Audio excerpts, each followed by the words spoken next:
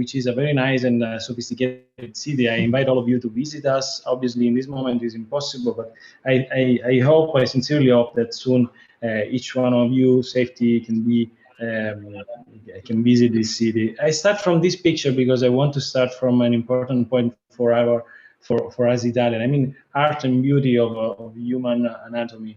And I shared this picture of Michelangelo Buonarroti. This is the David, and this is a nice detail of David. Just to say, and just to start from the point that the importance and the beauty of anatomy has been inspiring for many people during the history. And before surgeons, this has been inspiring most for artists. I mean, the study of cadaver and the study of real anatomy has been a matter for artists before than the surgeons during the centuries.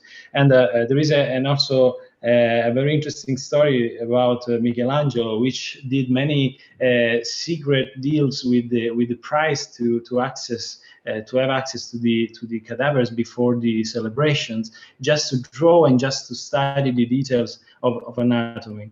And as you know, after this, during the centuries, many important people like Leonardo da Vinci started with the scientific thinking and the association of functions to the anatomy. So this has been the rise of the scientific thinking. And we today talk about cadaver lab dissections. So this is absolutely a traditional way to train and to teach anatomy. So we know a lot of these pictures just to have an image of the ancient way to train and to teach the anatomy.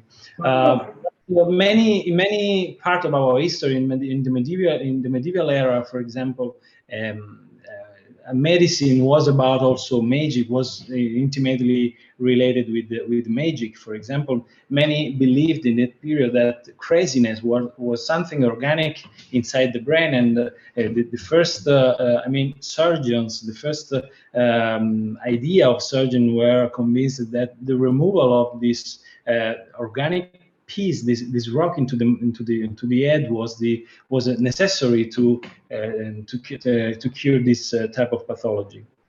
I do a big jump, obviously, with these two pictures, just to say that in the last century we did an incredible evolution in the knowledge, and obviously the scientific thinking changed everything.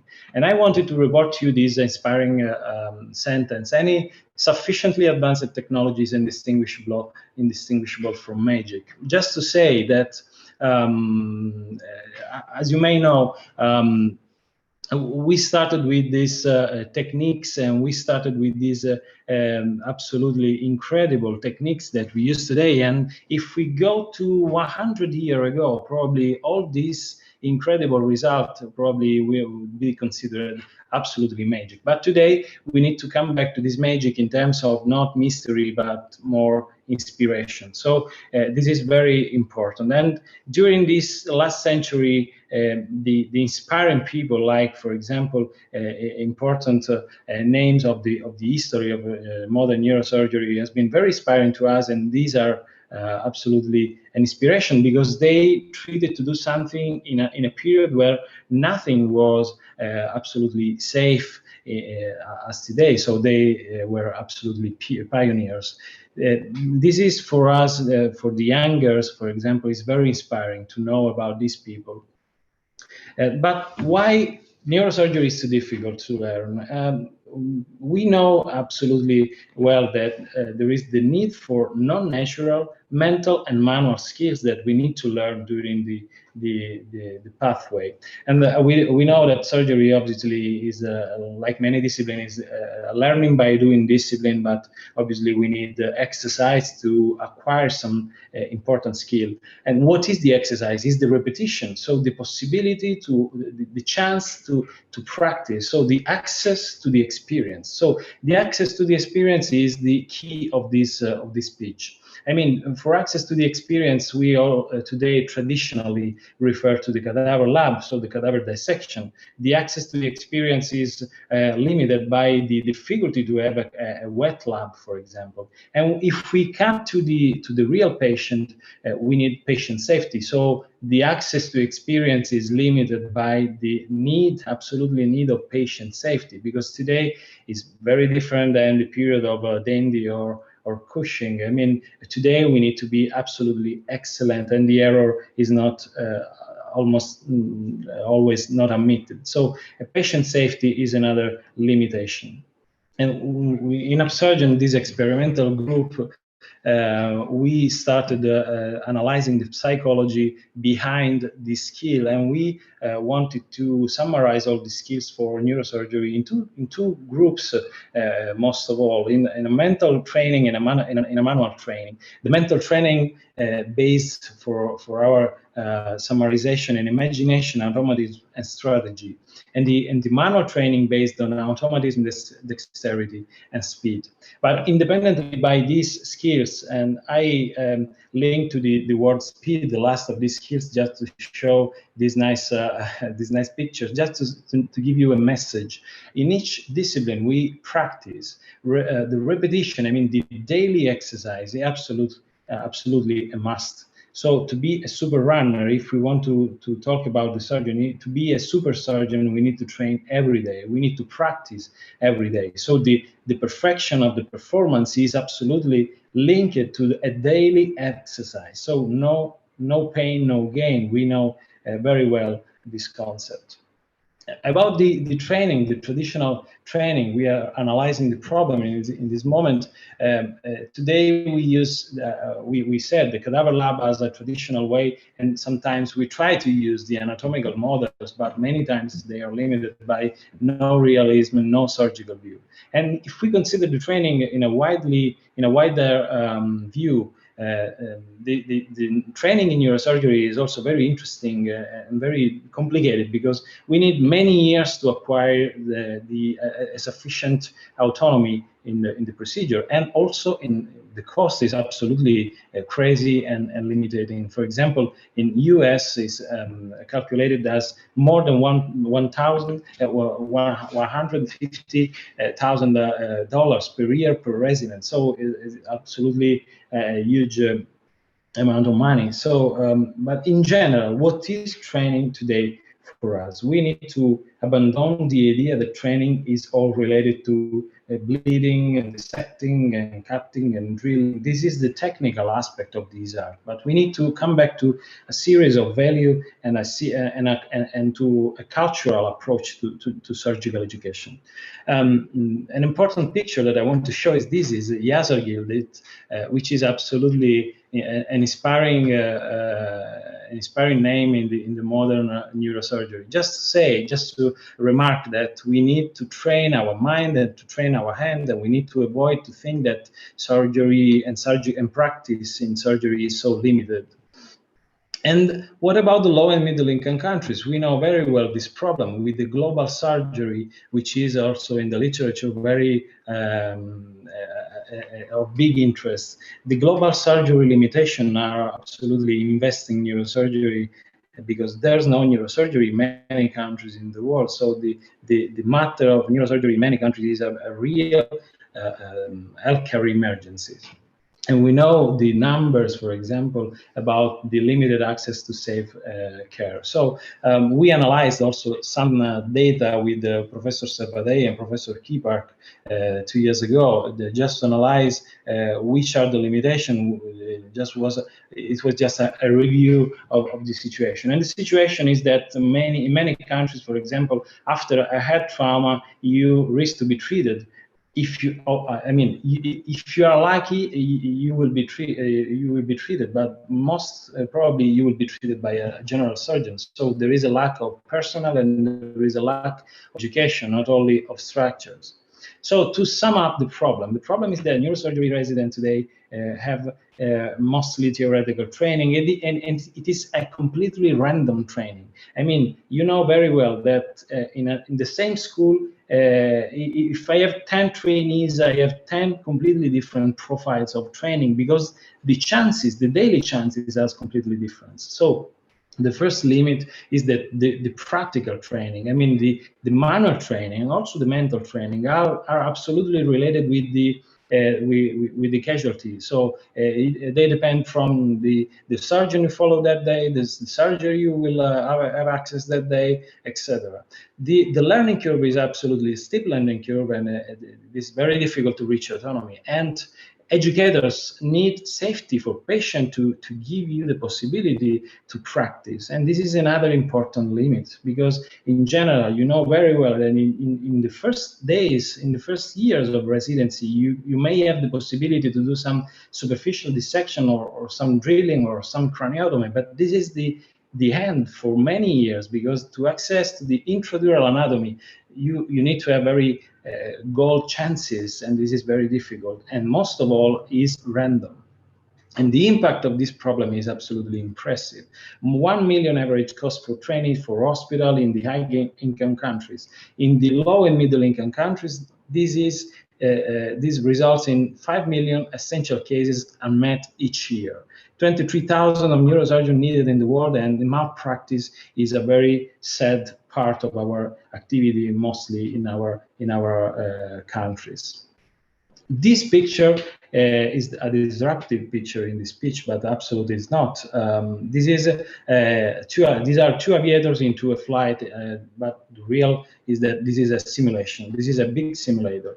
Just to know that today we take a flight and we are absolutely comfortable with the idea that during a flight we have pilots which are trained and certified by validation and by simulation. So we are absolutely safe with this. We don't think about any other possibility. I mean, we take this as granted that the pilot is absolutely able to manage that flight. But what about if I say that that day there is an older pilot and a younger pilot at his first year of a course, for example, and he will do the first part and the last part of your trip, for example, just to have a relation with the surgery. He will do the leaving and the landing. So in general, the opening and the closure. So your approach will be probably different, because you start thinking about something you never considered. I mean, the trainee are not certified, so they will have your life in your hands, just to say that this is absolutely a cultural problem, not only a scientific and medical problem. This is a cultural acceptability that we need to front of. And simulation has been introduced many years ago in our discipline in many fields of surgery, as you know. So many authors in the literature are trying to remark the importance of simulation, and many simulation centers, also here in Milan, the very good best neurosim of Professor Di Meco, are demonstrating that big and huge and very impressive technologies can have a role in the standard education in the first year, but not only. So I wanted also to share that, for example, the Mount Sinai or other center around the globe use these technologies. Many times are the same technologies in a different combination, but this is the point. And we analyzed some time ago with some colleague, and always with Professor Servadei and Angelo Scolias, analyzed the problem of education and the digital education in the low and middle income countries. And the picture that we had very clearly was that every innovation that was not delivered by internet, by the net, was absolutely not accessible for that country. So obviously we refer to mental training tools, so 3D tools in general. So we discovered that it was quite clear that these big technologies have no access, because we need for low cost, we need for global dissemination, and most of all, we need for educational pathways, because many times these big and very interesting technologies are related to specific procedure or to specific skills, so specific dissection or something. But to train a resident to become an autonomous surgeon, we need to train his mind, his spirit, his hands, using an educational pathway. So this is very, very important. How we started with our research activity with the Upsurgeon group. We started analyzing the skull-based tumors in 2015 with Gian Antonio Spena, which was in that period my mentor, and which happened absolutely in a crucial way to fund Upsurgeon. With Gian Antonio Spena, we started studying the skull-based tumor, and in that period we were wondering which were the impact of the residuals of peripheral region tumors if we changed approaches. So in general, we performed retrosigmoid approaches for that region, but what about the anterolateral approach, and which was the impact of the residual? So I mean, we started analyzing the result of the residual, for example, into the medial cave, or the residual into the posterior fossa from a Cavazzi approach, for example. So the relation with the brainstem. And we started using these technologies in-house using free open source software like 3D Slicer. We started segmenting our patients' anatomy, and we used that anatomies to start thinking about the planning and start thinking about the deep 3D imagination and the visualization. In this case, for example, we started analyzing all the landmarks for a quadrilateral approach, a Cavazzi quadrilateral approach, just to have a clear idea of which was the part of the tumor reachable or not reachable from that point. So we started using these tools to imagine which could be the result after a resection before doing that resection surgically. So we are still analyzing cases, and this is an ongoing study that we are doing. So the point of this study was and is quantify the residual of a tumor after a resection, considering all the physical limits of the surgical approach. We started from this point with a research, and we reached, for example, some interesting results. For example, I mean, in this case, we had a very nice correspondence between the voxel simulation, which was the software we created for this purpose, and the postoperative MRI of the residual. We continue with Gian Antonio in 2015 and 17, applying, for example, another technique, the photogrammetry to surgical field. In this case, for example, we started playing in-house with the 3D photogrammetry into the operative field, for example, for the translabyrinthine approach. And we discovered very easily that the 3D imagination was absolutely helped and improved by these technologies. A very realistic 3D model derived from a surgical field. So we wanted to continue on this pathway, and we started applying this type of technique, for example, using mobile technology, just to use the inclination and the movement of the surgeon and the perspective, which changes consequently. And we continued with Gian Antonio with this in-house experiment in 2015, applying 3D photogrammetry to surgical fields. Just to say that it was very inspiring and very also funny for us to plan pre-operatively our cases using this type of visualization. The key point of this example is to say that the most the widest is the way you imagine your target. The best is the better is the result of your surgical performance and the imagination of the relationship between the structures you need to approach. So we started with a scientific group made by a multidisciplinary team of professionals, and we have been granted by the innovation program of European Union's Horizon 2020. We received the grant, and we created the first center of research. It has been very inspiring to us also to receive a very huge amount of scientific support worldwide. So many members of many important institutions worldwide underline our rule, and I mean wanted to support with support letters our goals and our vision. So we created the first research center for simulation technology in Milan. We created a team. Here in the picture you see all the digital part of the team, but there is also a scientific part, which is the key of this work we do. We are trying to translate all the scientific information in 3D technology, virtual technology, and physical technology. So we use a scientific method which is called scientific 3D modeling to bring all that incredible amount of anatomical and not only anatomical information to that technology. And to do this, obviously, we need to make make a robust connection between two worlds: the world of the scientists and doctors and surgeons, and the world of the 3D artists and developers and engineers and also artisans. So from this first result, we started in 2020 to work to the very inspiring project of the artificial patient. We started with the 3D modeling to create all the best and deep neuroanatomy to reproduce the reality of a patient. So typical patient is the project that we are making. This is the visual part, just to show you some results.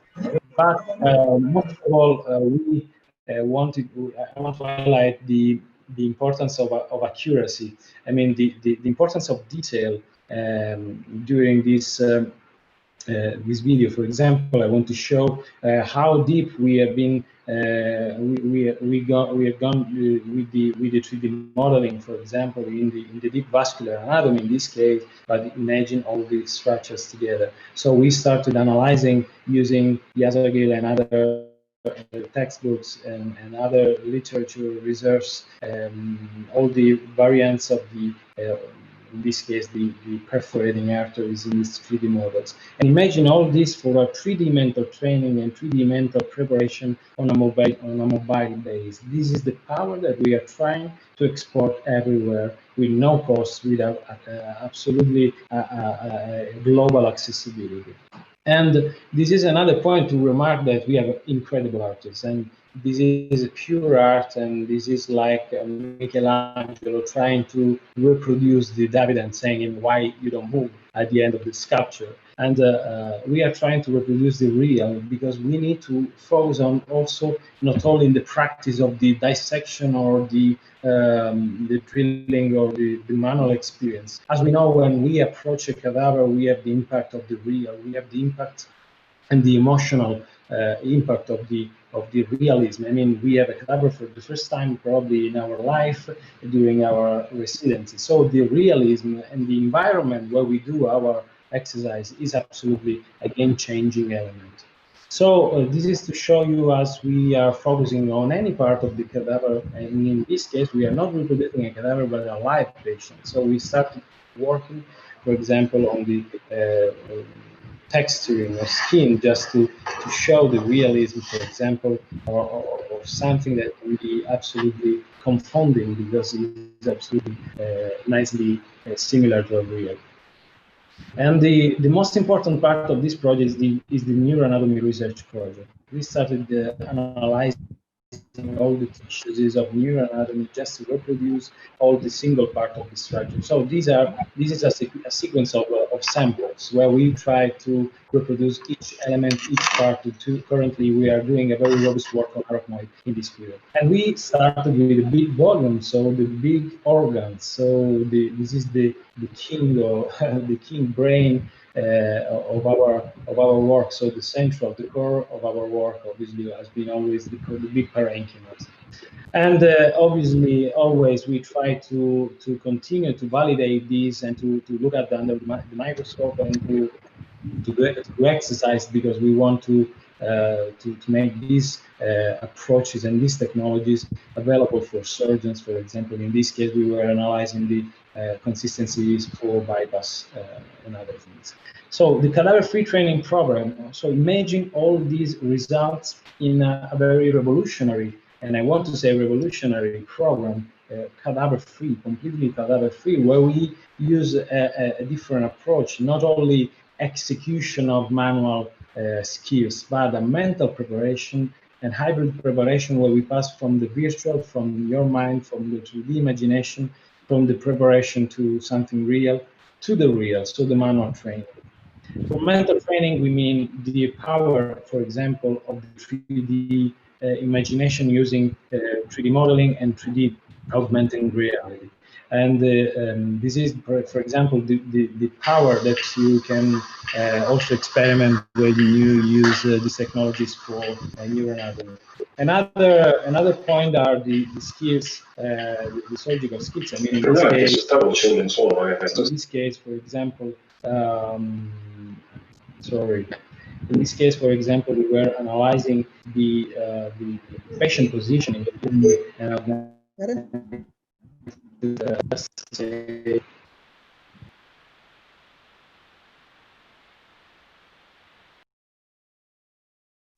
hang in there. There's a little slowdown and then the Wi-Fi.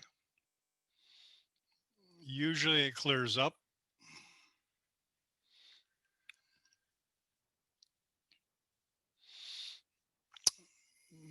May have to reboot.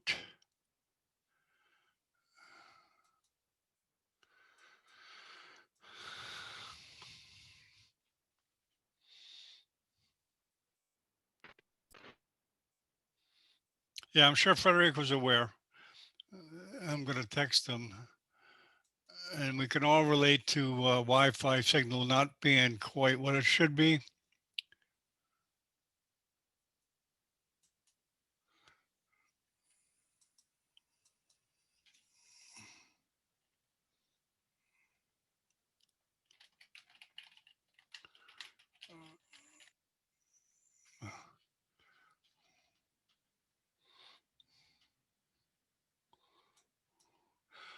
Okay. I think he fell off. He's coming back. Just be patient, please.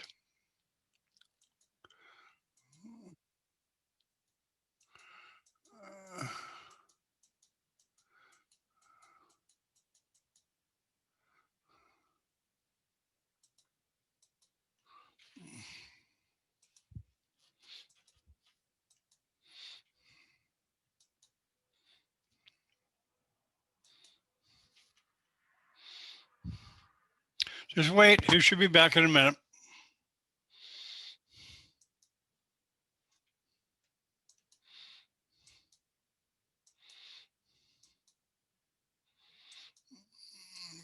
I believe he's broadcasting from Milan.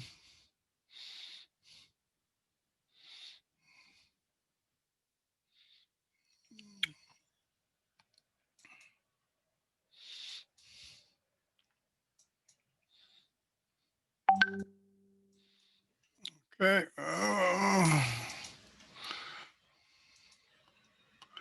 Okay. Okay.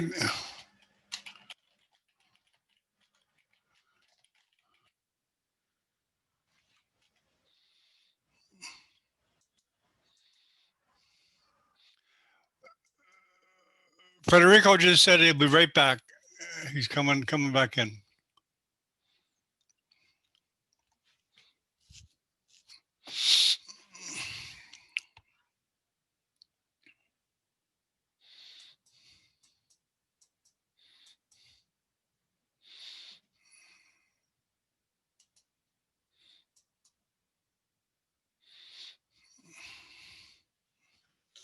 Time for an early coffee break.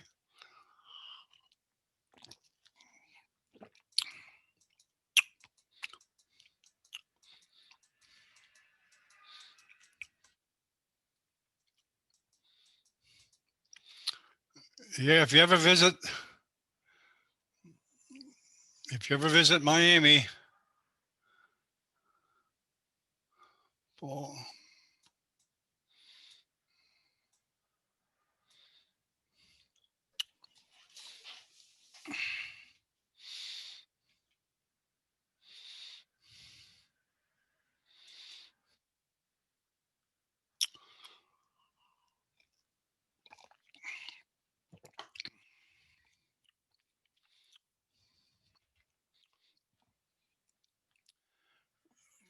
okay, not back yet. It hasn't come in yet.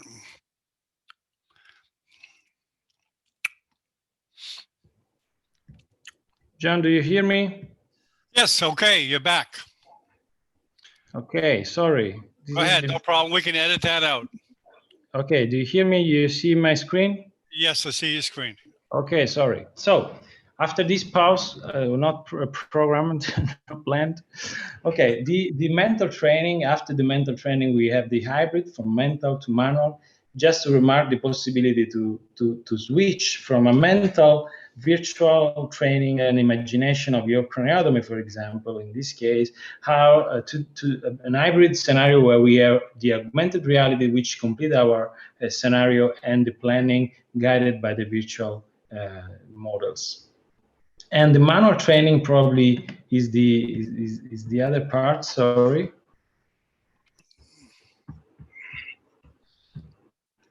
Here we are in the other part, which is the manual training. In this case, we start from the basic. I mean, the craniotomies. In this case, we're in London, where a student, for the first time with a craniotomy in his hands, last year a student, and the next year started the residency. So we have seen this scene many times. I mean, the difficulty with the craniotomy, and we have seen this scene probably on a real patient with our trainees. So we need to train these guys doing errors on a simulation before approaching the real, before approaching a cadaver. So this is the scenario where we work with the physicals. Also the physical for dural opening, for example, and other important skills of surgery.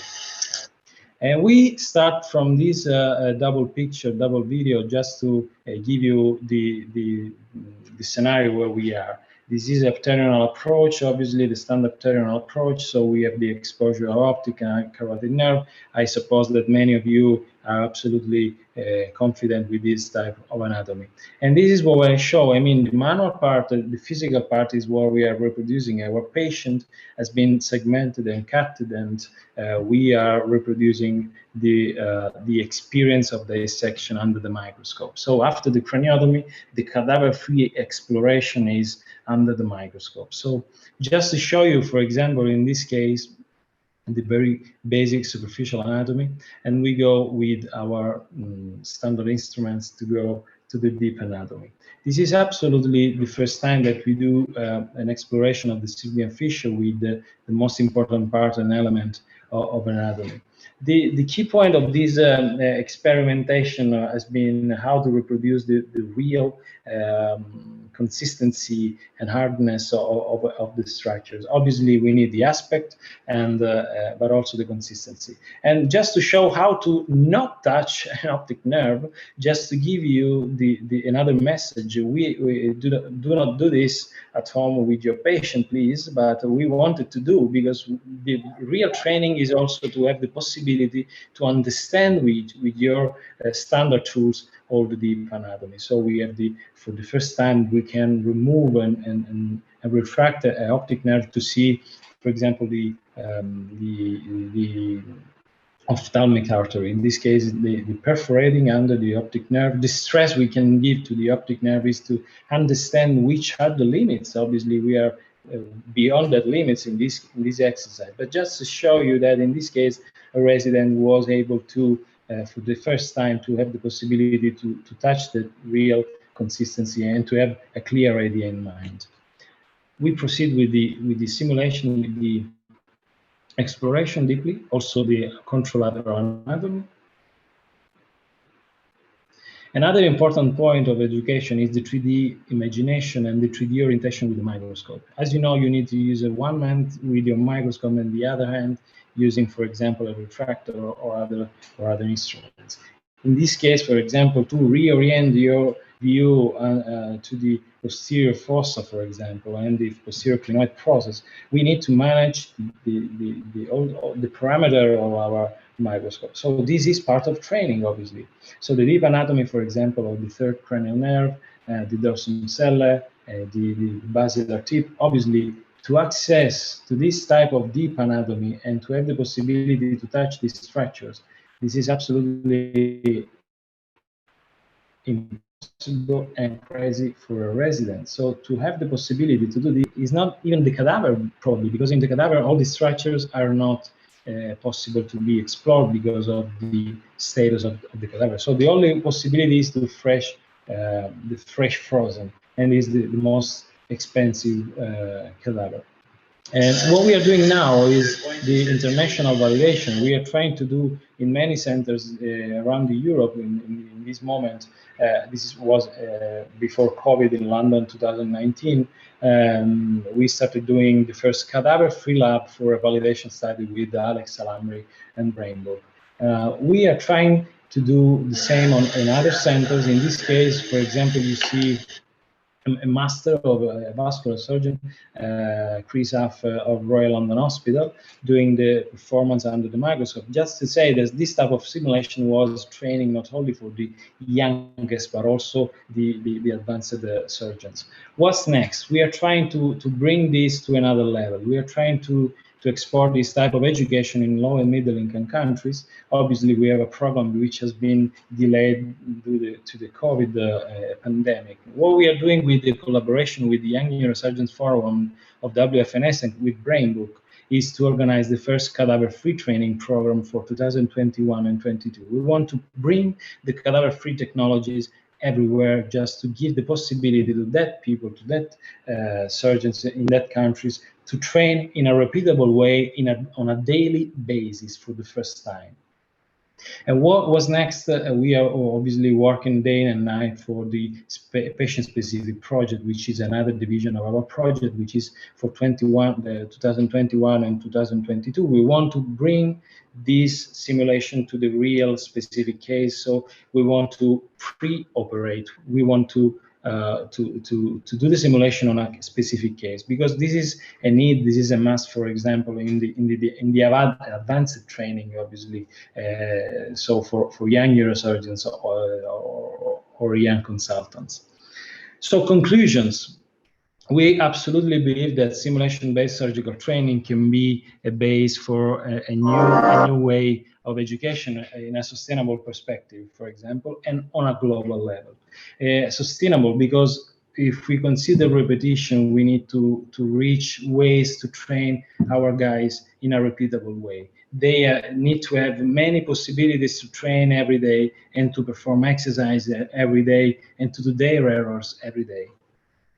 We absolutely believe that also the certification is absolutely possible using simulation. So the future we imagine is a future where the surgeons are certified and each resident has the same chance to train of another. So no different chances, no random activities, no random access to surgery. We want to do a base of basic skills, mental and manual skills training, used this type of technologies.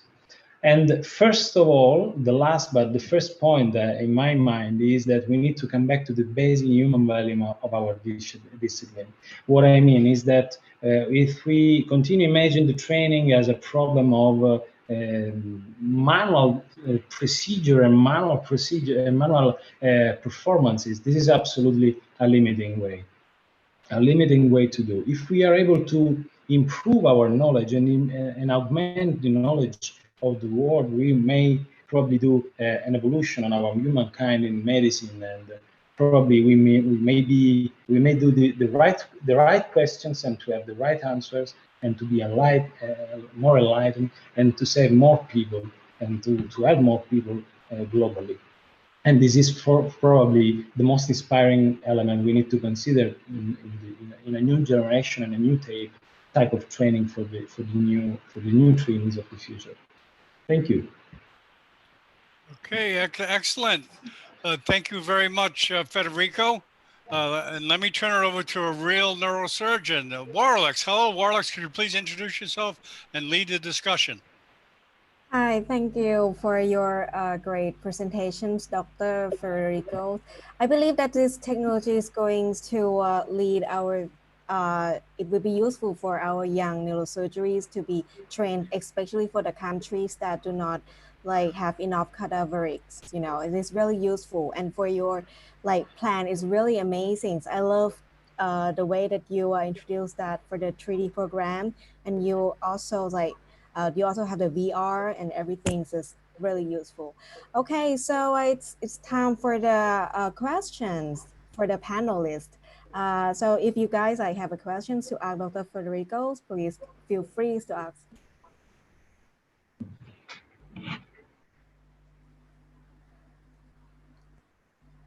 Anyone? Yuha, do you have any comments or questions, Yuha? Yes, it's very interesting that you come to the same solutions around the world, different places. So I'm involved with the Russian group.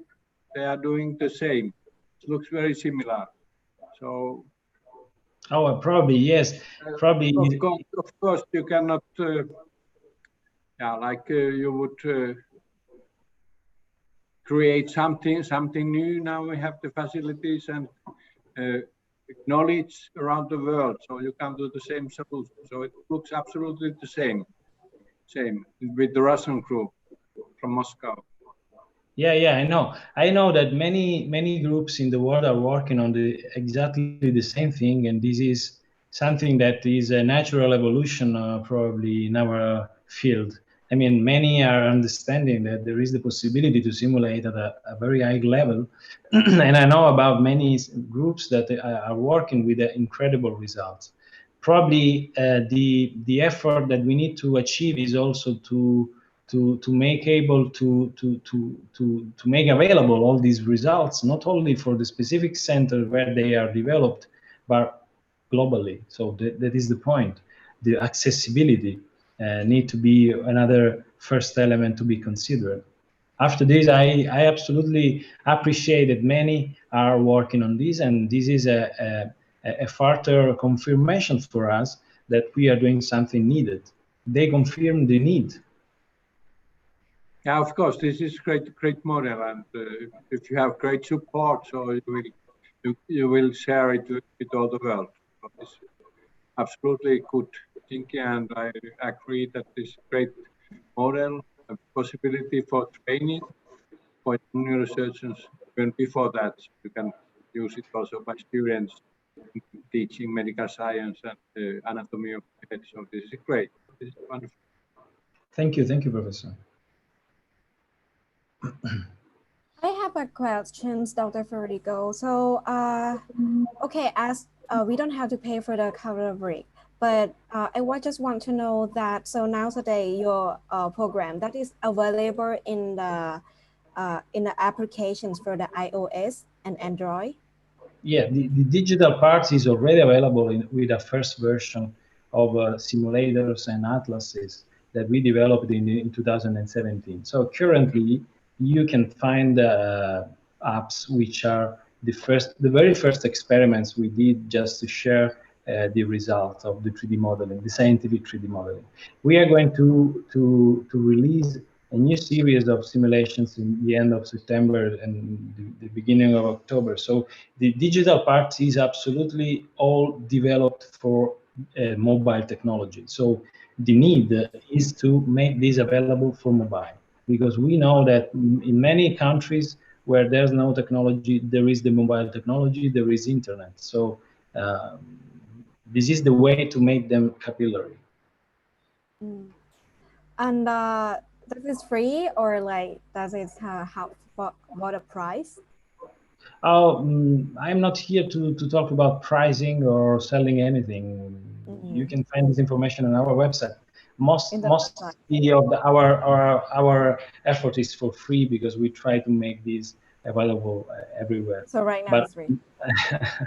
I answered. Yeah. Yes. Actually, I download one of your applications, and I like it a little bit. It's really cool. I really like. I used to use that for real. I mean, to plan for before I do an operations too. Yeah. We try to start from our daily practice of neurosurgery, and we try to confirm the usefulness of something, considering our activity. So I am a neurosurgeon. If something may be useful for me, I suppose that it can be for others. So this is the basis of our activity. Okay.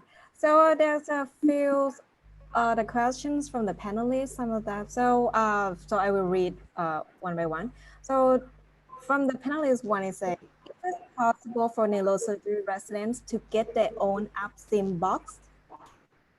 Sorry, can you repeat?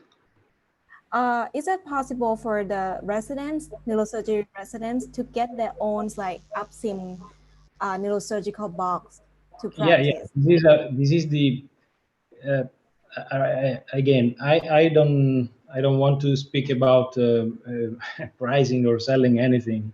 I wanted to show the scientific aspects of this. But what I want to say is that for the first time, we wanted to deliver this technology to a personal level, a single level.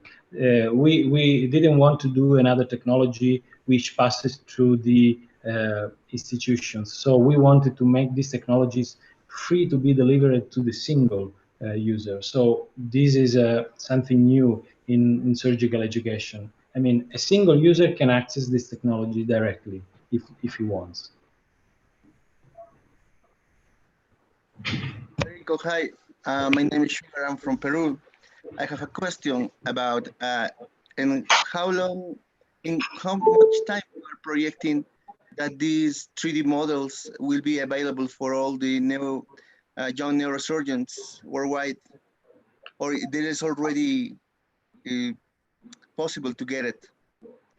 Sorry, I didn't hear this, all your question. Can you repeat, please? Of course. If there is these new 3D models that the one that you show us, it is already available to get it, or in how much time we will be able to? End September, beginning of October of this year, they will be available at a global level. Okay, thank you. Good.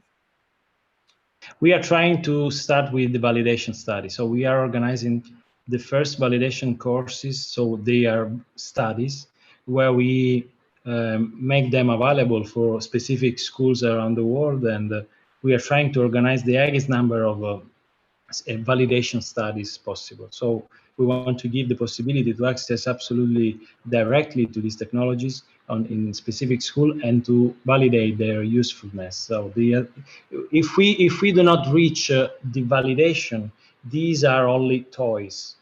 We want to validate scientifically that these tools can improve some skill, obviously, and we do not do toys. We are trying to approach widely the education problems. So with a mental preparation and a manual preparation. So fortunately, our approach is wider. Yeah, because one thing that you propose is really interesting about the difficulty of have fresh cadavers. It's really difficult. Right Absolutely. now, I'm working in the university, and we are using just plastination to try to preserve as much as we can of the brains. But sometimes it's really different to the real environment. So if there is any kind of possibility to enroll or to help you with that, please just let us know. I mean, there is a lot of people right now connected that I know they are really interested in that. And for us, we know it will be a pleasure to help you. info@absurgeon.com. If you want to collaborate to do studies, we organize studies together to validate and because we need the feedback of the community. We need to avoid that this is another commercial action. This is not commercial. This is a scientific program. We start from the daily practice of neurosurgery. So we want the collaboration with the residents and students and surgeons to develop better things. So this can be a cultural movement. Many of my colleagues understood that around the world. This is a cultural revolution. This is not about models or 3D tools or apps. This is a cultural evolution of our discipline. I have a question, Federico. From the very beginning, it was aimed at the mobile audience. I'm sorry, let me get that interference. Was it aimed for the mobile audience from the beginning, Federico?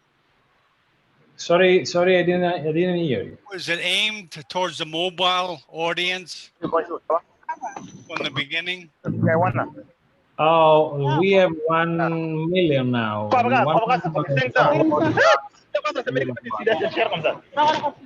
I hear other talking, probably other microphones.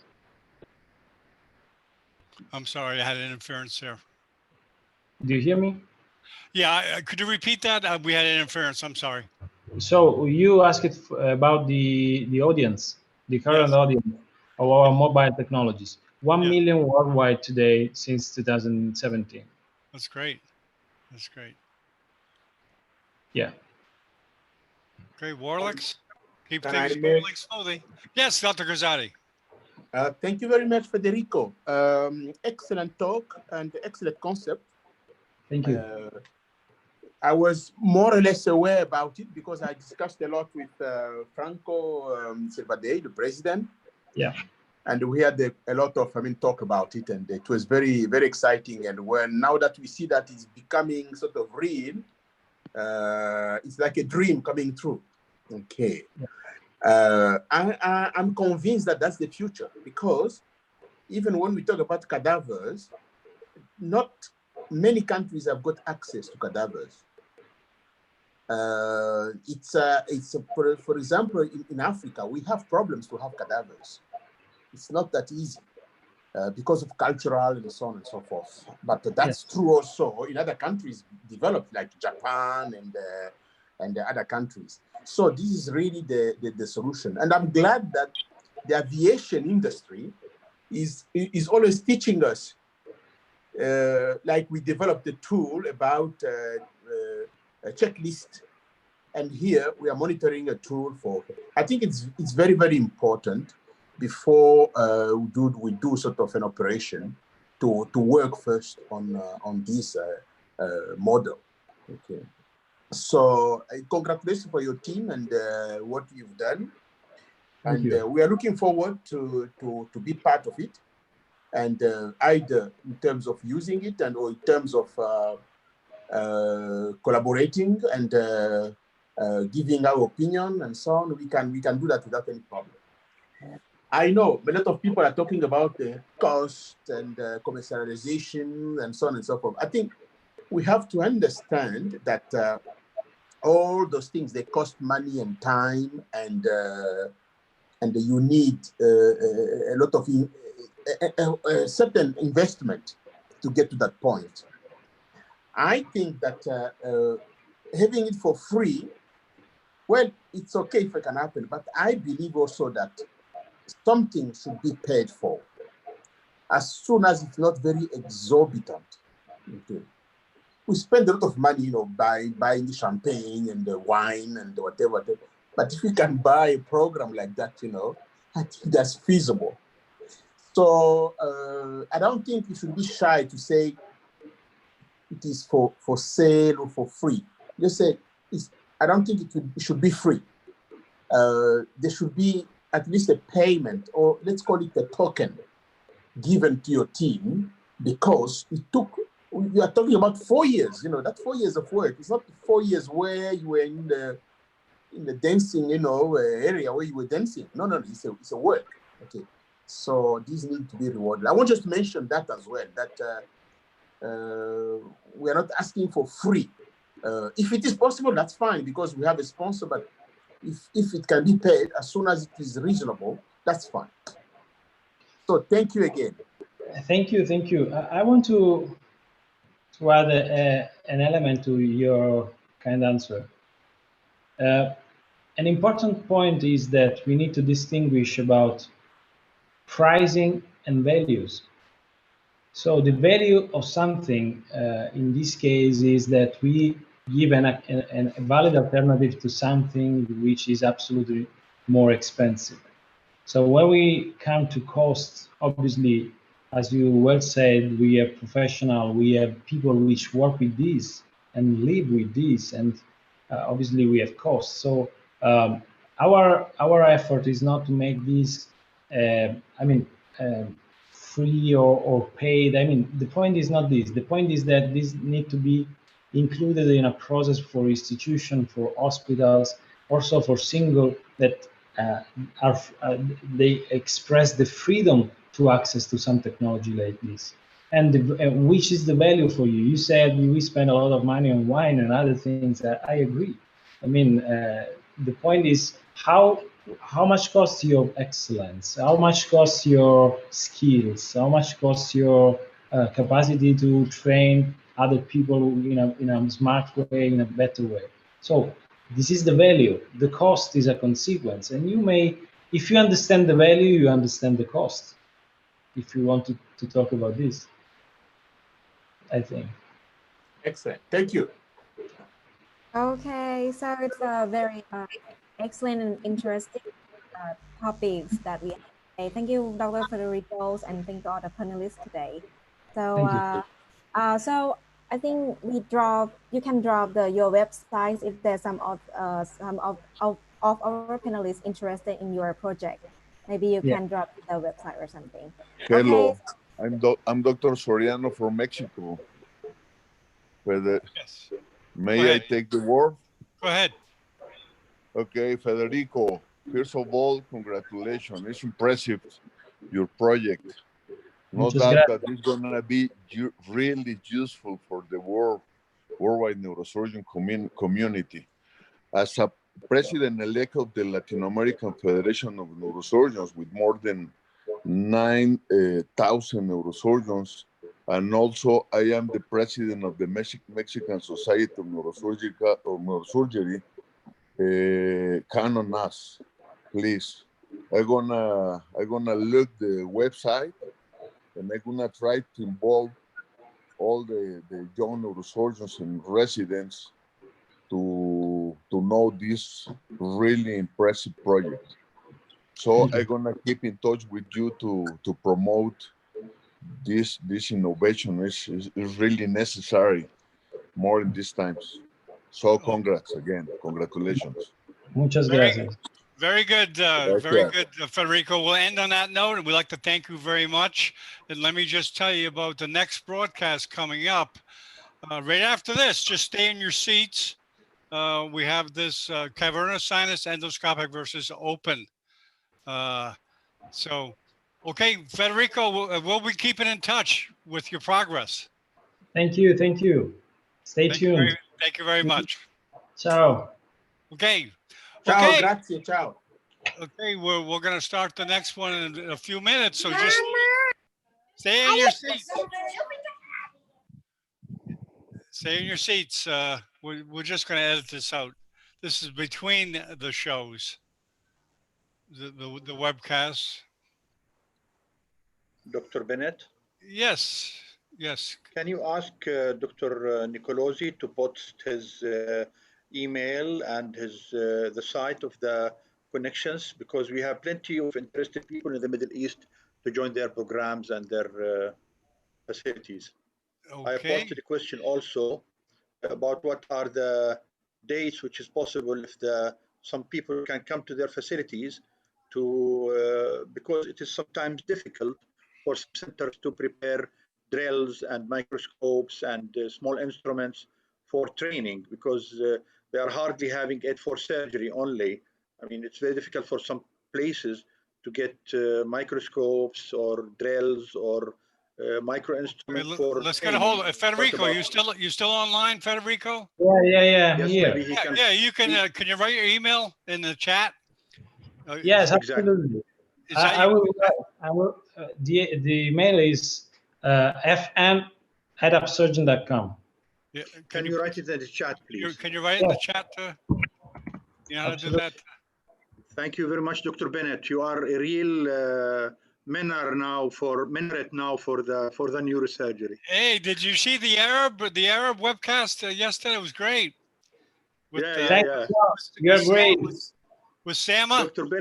Dr. Bennett now is the international minaret for neurosurgery now. Yeah, that's it. Well, I love doing this. This is fun. Yeah, and we all love you. Well, especially talking to people like Federico, learning new stuff that's happening. Things are changing. New things are happening. Nice. John, yeah. I second that. That you are a star. We haven't said officially thank you, because you are the one actually who started these webinar things, huh? And that was before, as if you knew that coronavirus was coming. Oh, no. Believe me, I didn't foresee that. But Dr. Kazadi, it used to be difficult to get physicians to agree to do a video chat because they didn't really know what it was. Exactly. once Corona came, then everyone knew what it was. They Exactly. found out. They found out. So now I don't have to explain to a physician what it is. Exactly. It saves a step in So getting you the people. I think you were visionary. This is the Yeah. advantage. This is the advantage of the bad point, or this is the advantage of the empty part of the glass. We didn't look to the full part of the cup until we found that there is a part which is really empty, and Correct. then yeah.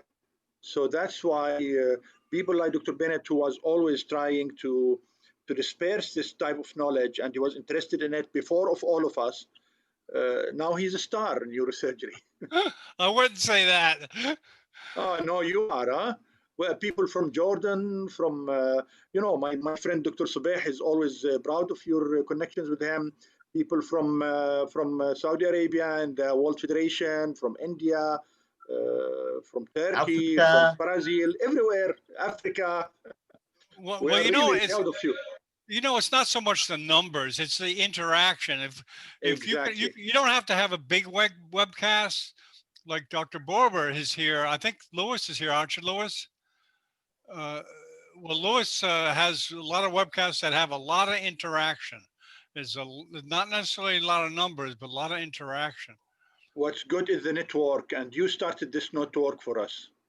Yeah, well, it's evolving. It's like just like Federico said, in the evolution of education, things will happen in the digital age, and we'll pick up tools and become. We learn how to use them, just like just like what Federico was talking about, augmented reality. We'll learn how to use the tools. But the first step is networking, getting the network together so we can share things like augmented reality, virtual reality in an easy way.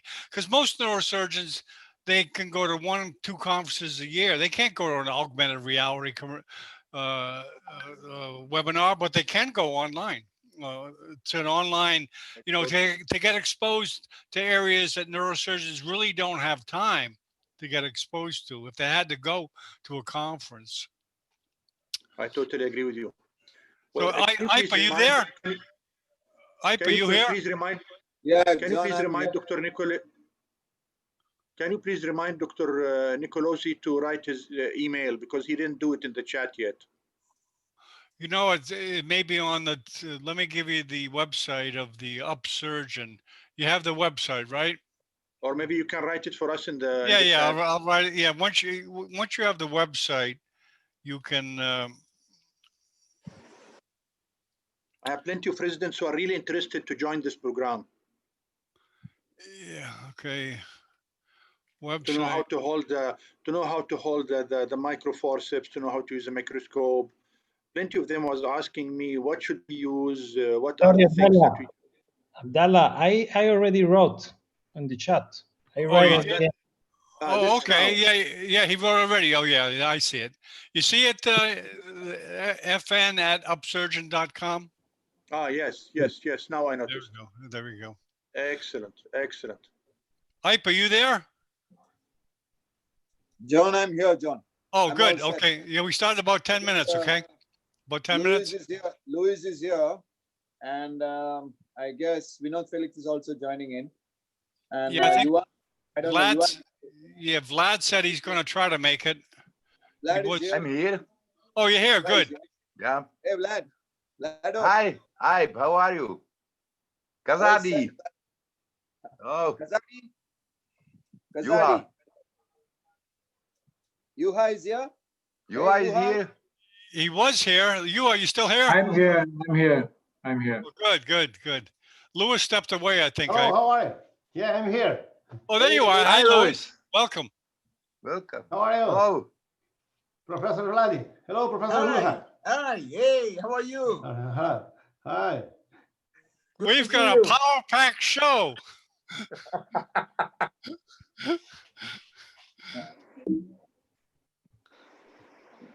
We found a good way of spending our Sunday. There you go.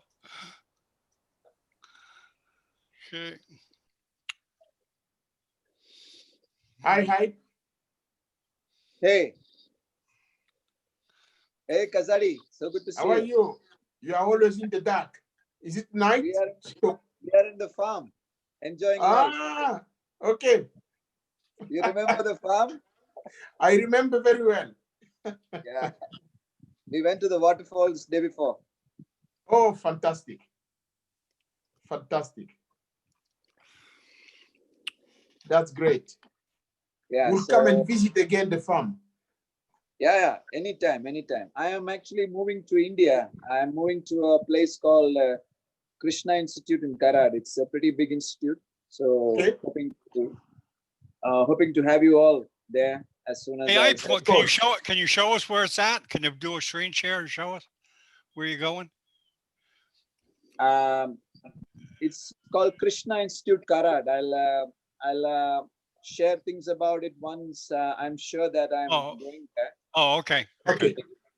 It's nearby a large city in India called Pune, and it's a quiet and beautiful place. It's a large medical college, over 1,000 beds.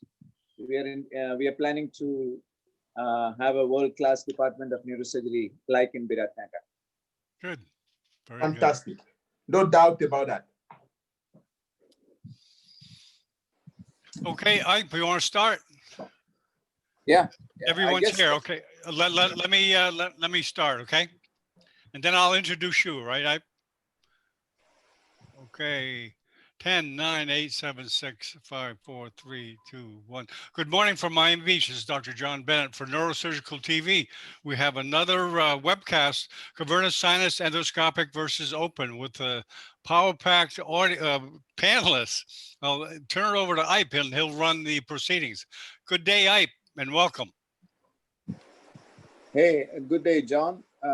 Today we are going to look at the cavernous sinus both from within and from outside. So that's going to give you guys a 360-degree perspective. And I guess if Yuan is here, Yuan will start off the proceedings. That's what we thought. Is Yuan here? Yuan from Stanford, is he here?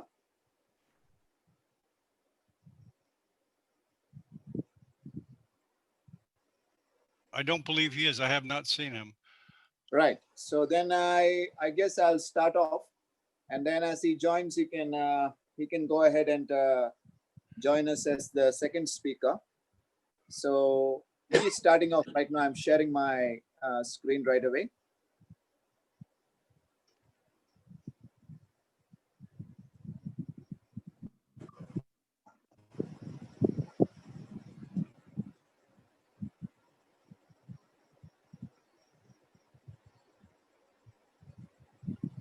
You can see my screen?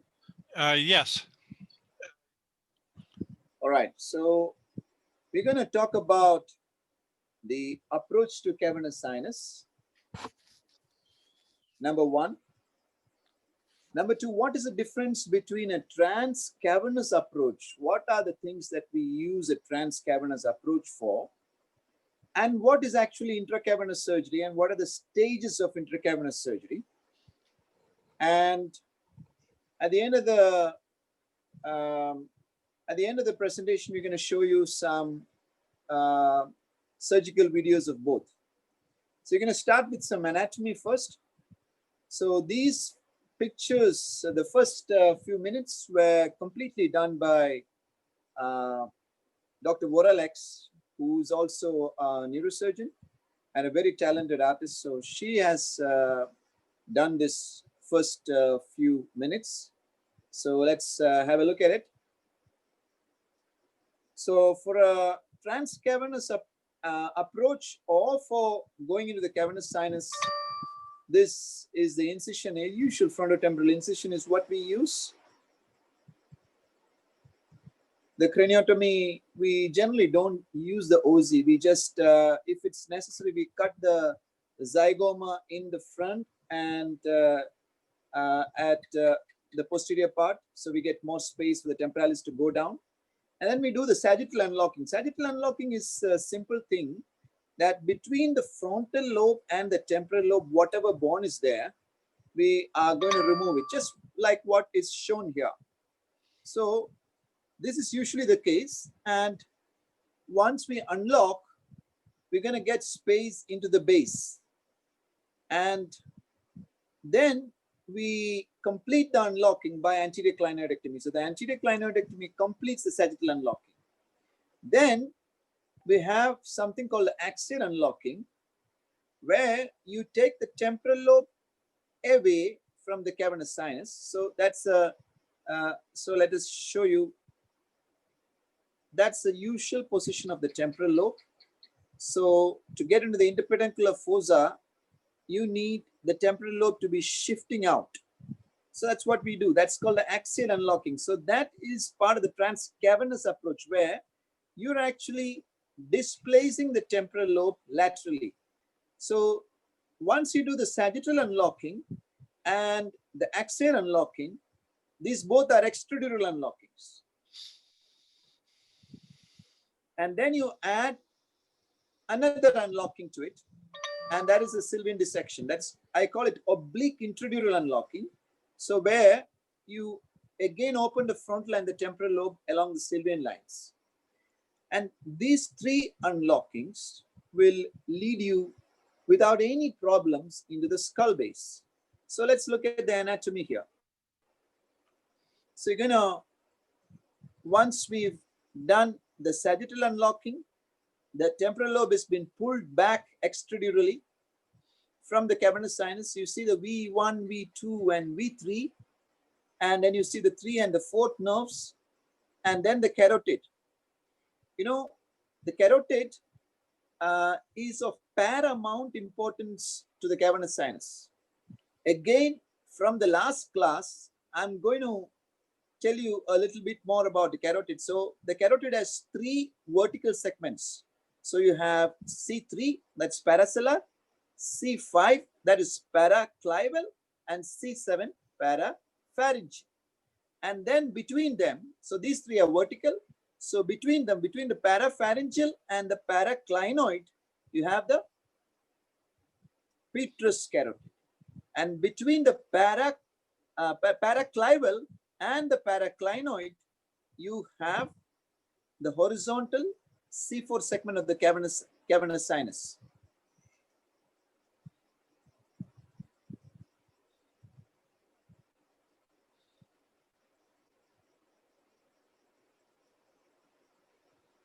So the structures around this carotid is what decides the compartments of the carotid, compartments of the cavernous sinus.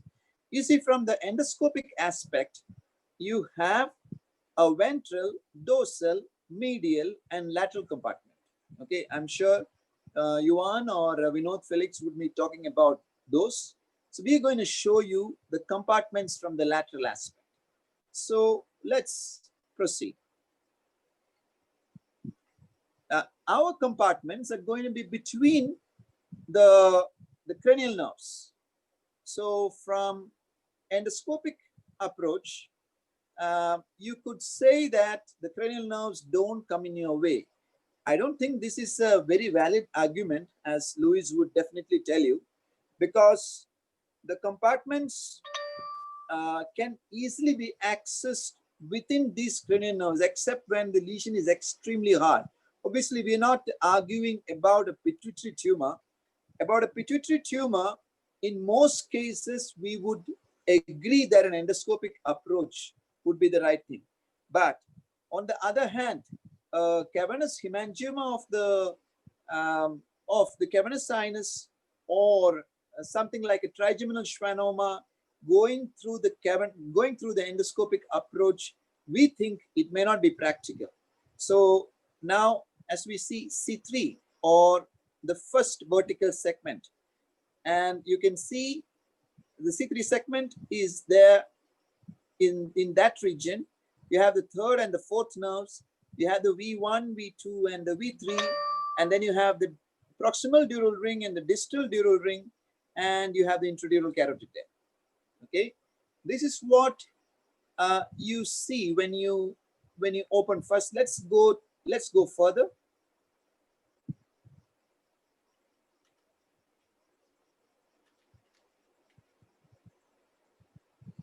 Right. So now, as we go further, what we've done, what we're showing is again the V1, V2, V3. You have the third nerve mobilized. The third nerve, I mean, the sleeve is open. The fourth nerve is there.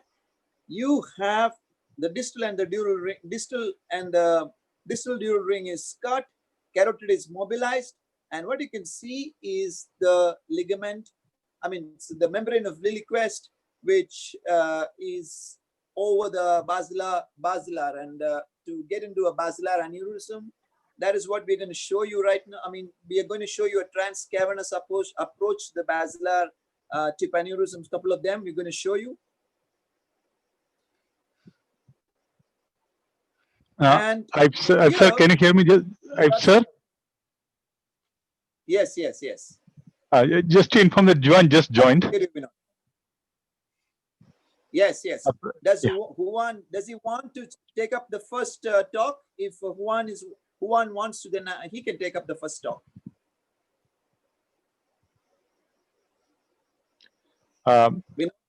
Professor Juan, are you around? Yes. Hello. Yeah. Hello, Juan. Yeah. Do you want to take up the first talk, and I can talk second if you want, or do you want me to continue?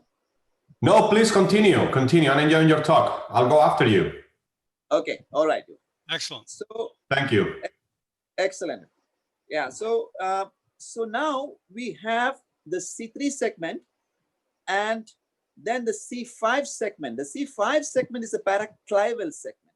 C3 segment is a paracellar segment. So now between the sixth nerve and the V1, we have one artery, that's the infralateral trunk, and at the turn of the C5 segment to the C4 segment, we have the meningohypophyseal trunk.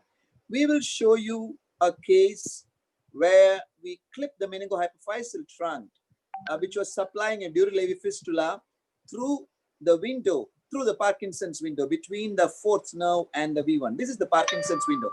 This nerve is medial to V1. Okay, so this is the Parkinson's window. That is the fourth nerve, and that is the V1. So that's where the meningohypophyseal trunk is seen. And between the sixth nerve and the fifth nerve goes the infralateral trunk. So once we go transcavernous, more and more levels of transcavernous, we're going to see this now. Once we open the 10, as we showed before, we'll be seeing the basilar artery also. So now let's just go into the dissection straight away. Now this is a beautiful composite picture of all the structures. Now, okay. Now I'm going to show you, this is the orbit, just orienting you. This is the orbit. That is the frontal lobe. That's the temporal lobe. So we're going to do a transcavernous dissection now. When you're doing a transcavernous dissection, it's very, very important that you keep the true cavernous membrane intact. That region is a superior orbital fissure, and that's a cavernous sinus being uncovered right now.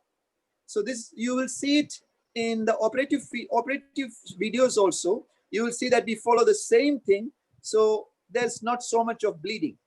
So we're going to show you this kind of a dissection. So we are going ahead with, you can see the orbitomeningeal band there. We are going ahead with peeling the temporal lobe away from the cavernous sinus so that the temporal lobe falls backwards. Once it falls backwards, you have much more space to get into the interpedunculaire system. It's very important. From lateral aspect to get into the interpedunculaire system, this step is very, very important. Peeling off the temporal lobe away. This is called axial unlocking. Peeling of the temporal lobe away from the cavernous sinus. So the sagittal unlocking is to remove all the sphenoid ridge and everything, including the cavernous, including the ACP, anterior clinoid process, which will be uncovered very soon right now. So, and that's a superior orbital fissure. That is the axial unlocking going on. So once the temporal lobe is completely stripped away all the way, I'm sorry.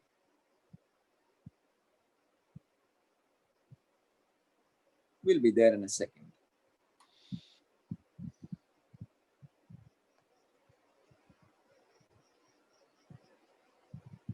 Yes. So we are slowly, now we are cutting the orbitomeningeal band. Okay, there is an artery here. There'll be a little bit of bleeding. Once we cut the orbitomeningeal band, then it's very easy to mobilize this frontotemporal junction. It's very easy to mobilize it, and you will see that the anterior clinoid process will come into very good view.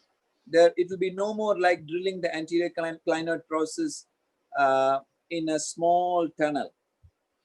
So now you can see the cavernous sinus coming into view.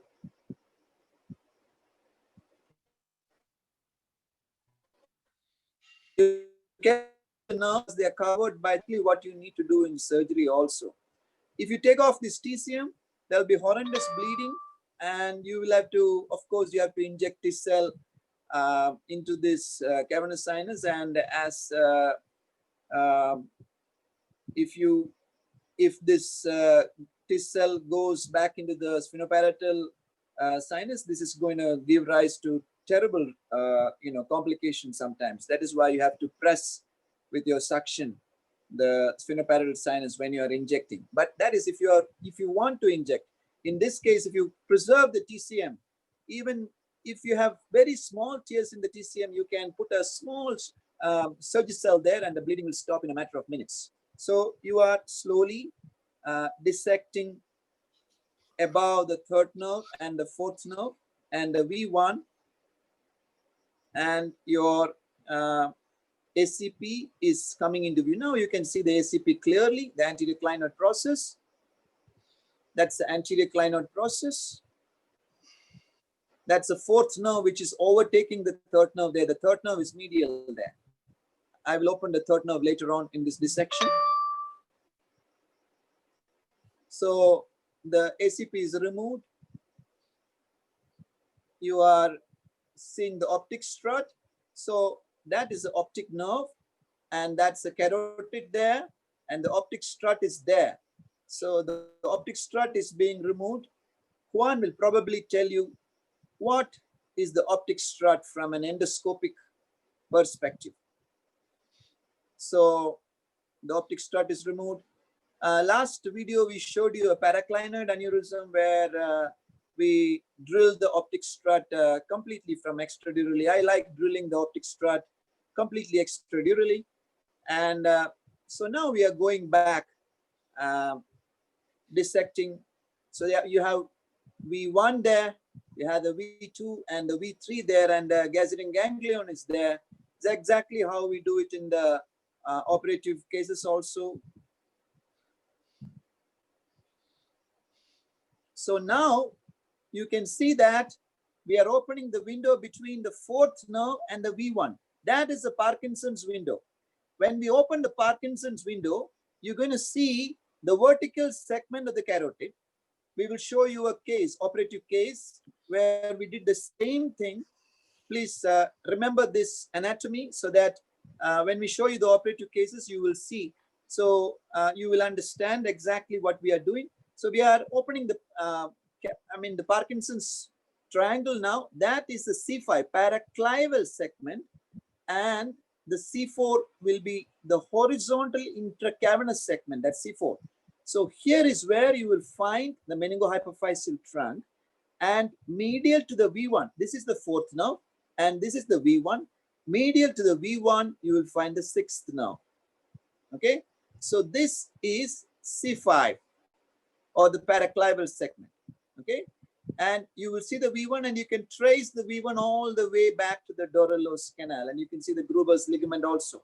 So we are going to show you this. That's the sixth nerve. So what I am hooking there, that's the sixth nerve. Okay, so I'm just going medial to the V1 and I'm hooking. You never do that in cases. Okay, unless you want a sixth nerve pulse. That's V1. The medial to the V1 is the sixth nerve, and the paraclival carotid is there. That's the paraclival carotid, and here in this region you will find the meningohypophyseal trunk. Okay, Right. So as we go further, we go back to the V3 region, behind the V3, and that's behind the V3, and that is the Petrus Ridge, and that's the Kawasaki region. Okay, for cavernous sinus surgeries, for example, petroclival meningiomas would be level 4, so from laterally, and for petroclival meningiomas, you would need to remove PCPs as well as anterior petrosectomies. So we're going to show you a brief picture of how to do this petrosectomy, and now you can see I've drilled over the carotid, and now I have uncovered the carotid. That is a carotid. That's a C6 carotid. That's a Petrus carotid there. That is a Petrus carotid, C6. That is becoming the C5. The C6 is becoming the C5 here. And that is a Gazerian ganglion, V3, V2, and V1. So Parkinson's triangle, you're seeing the C5 carotid turning into C4 carotid. And you can see here the C6 carotid. Here petrolingual ligament will be there, and foramen lacerum, and that will be the C5 carotid or the paraclival carotid. So this is the Petrus bone that you're going to remove. I'm going to remove all the way to the IAM. Sometimes we drill posterior to the IAM also, but we're going to go all the way, decorticate the cochlea and go all the way. So once I know where my carotid is, everything is very safe. Only thing is don't go to the carotid with your cutting drill. Okay. Other than that, everything is safe. Nothing to worry here. Okay. Kawase's triangle, and I've seen a lot of surgeons getting into trouble because they make a very, very small Kawase's window. And especially when you're using it as an isolated window, when you're using it to operate something, you make a very small window, and it'll become very difficult for you. Today, I was in the farm, and I was making, I was planting pineapples today in the farm. So I made this small, very small, I digged a small hole, and then, I was finding it really difficult to go deep. And then my guy came and told me, this is, you're doing it wrong. You need to make a larger hole. Exactly what Kawase's drilling is all about. So you need to go from all, and you need to decorticate your cochlea, but spare your cochlea unless you want hearing preservation. So that is the IAM. You can already see the IAM coming up. So we are drilling it all away.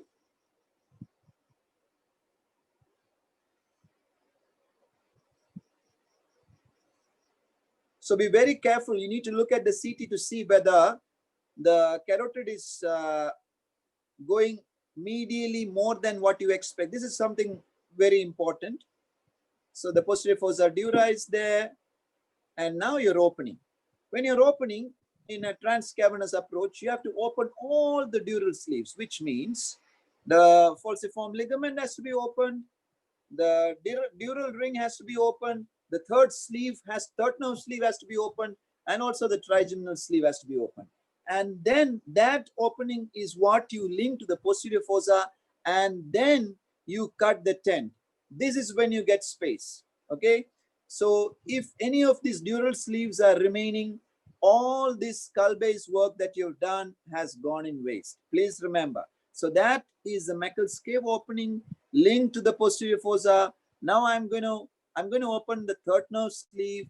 I have to open, if there is a case that I need to open, I should open the second nerve, that's the falciform ligament and the distal dural ring, so that I can mobilize everything and play around the way I want to.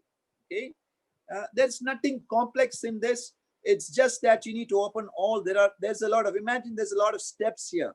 So you need to cut all these steps, make all these steps level. So second nerve sleeve, dural rings, third nerve sleeve. After that, you need to open the fifth nerve sleeve. You need to open the posterior fossa dura. And then after that, you need to open the temporal lobe and then cut the dura. That is when you get the space. Okay. So this makes a petroclival meningioma rather easy. So now you can see, I'm showing you that is your fifth nerve, that is your third nerve sleeve opened, and then you have the second and the carotid here, you have the brain stem here. Okay, let's go forward.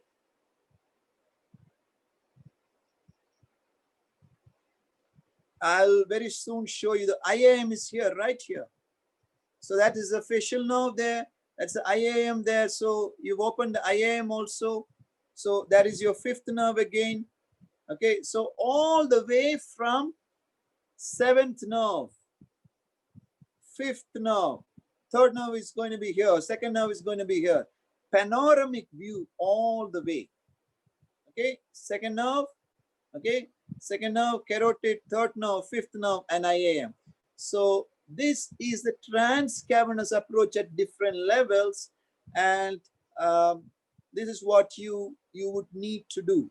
Okay, now let's shift to a posteriorly pointing basilar aneurysm ruptured.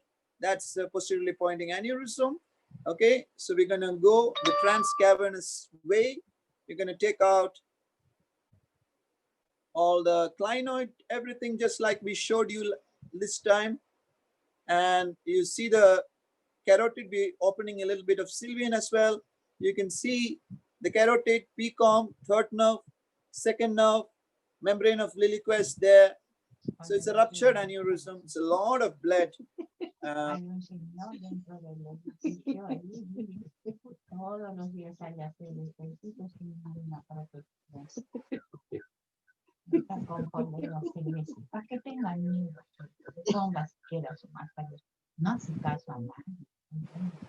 So that's the top of the basilar, and we are looking for the aneurysm. John, there's a lady giggling. You know, that's always. Oh, by the way, before that, we got it. You got it? Yeah. I would have enjoyed it if it was. I was not presenting, but it's a distraction even when I'm operating. You see. So that is the basilar tip, and you know, the most important thing in a basilar tip aneurysm, you're doing transcavernous or whatever you're doing, the most important thing is you need to find the opposite third nerve. If you don't see the opposite third nerve, you know, you're not clearly sure as to where your P1 is. So of course, you can be, but then it's always good to show your residents where your P1 is, where your third nerve is. Okay, that's your third nerve, contralateral third nerve. Then you know that is P1. That's the other P1. That's basilar trunk. So the third nerve, contralateral third nerve orients you to every single thing. Okay, the contralateral third nerve. Okay, you need to see the ipsilateral third nerve also. So now that's P1, and that's your basilar aneurysm, which is pointing posteriorly. Okay. So we are going to take time and dissect between the P1 and the basilar aneurysm.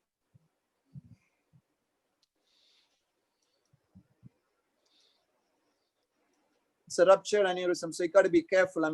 Unruptured is a completely different game. So a ruptured basilar aneurysm, you know, is not exactly, you have a lot of space because you've done this approach. So you have rather a lot of space. You don't need any retractors or anything. And you can put in the clip there.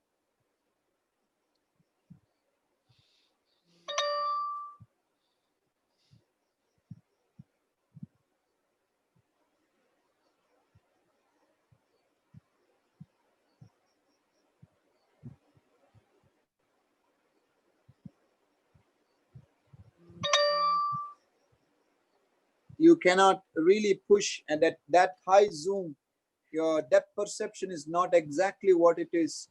And so you take a few attempts, no problem. Okay, keep opening, closing. That is what gives you the depth perception sometimes.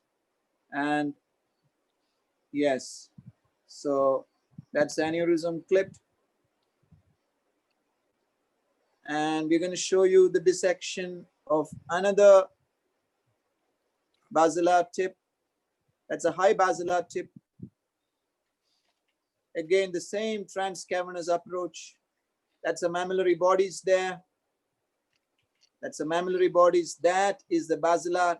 That is the third nerve, and that is where the aneurysm is. Okay. Removing all the clot off. That's a P2. You will see in a short while the angiogram. You will see the angiogram. That's the third nerve, and that's a PCOM joining the P1. It's a very, very wide aneurysm. So you can see that. You can see the basilar there. You can see the PCOM joining the P1, and that's the P2. That's the aneurysm. Okay. So exactly. So you can see the third nerve. You can see the kind of space we have. That's what I wanted to show you. This is not like what you get in usual approach. Okay. After transcavernous approach, that space you get is phenomenal. I'm going to show you another cavernous sinus dissection. So in real life, so that is a frontal lobe, that's a temporal lobe. We're going to cut the orbitomeningeal band. Okay. We're going to cut the orbitomeningeal band and slowly take this cavernous sinus back. I mean, take the temporal lobe away from the cavernous sinus. We're going to do the anterior clinoid process removal so that you can see also the optic nerve, extradural optic nerve, and the carotid. So that's all taken out. And you can see the cavernous sinus on this side. You see, that's the cavernous sinus coming into shape at this side. There's not much of bleeding. You see that? So you're keeping on dissecting that. You're taking out the anterior clinoid process and you're dissecting. This is for a transcavernous approach. So you're dissecting the temporal lobe away from the cavernous sinus. This is exactly where you will find your trigeminal schwannoma. If you want trigeminal schwannoma, this is where you find. So when people say, I'm going to do the trigeminal schwannoma from the nose, I wouldn't really agree. Okay, this is where you will find the trigeminal schwannoma.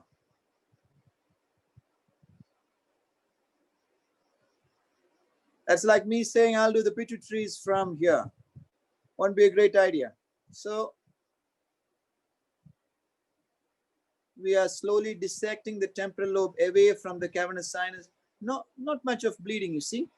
If you preserve that TCM and peel, not much of bleeding, no need for injections or anything. But of course, yes, you go past the V2, you will have bleeding. There's no question about that. Okay, even because the TCM is not present there, I don't know what is the reason, but you keep the same plane and you go past the V2, you will have bleeding. And when you come to the Kawasaki triangle, definitely before that you will have some bleeding. So, but you won't need injections. We usually keep a little bit of you will see very soon. We usually keep a little bit of Surgicel, and then the bleeding stops. Very rarely do we use the flow seal.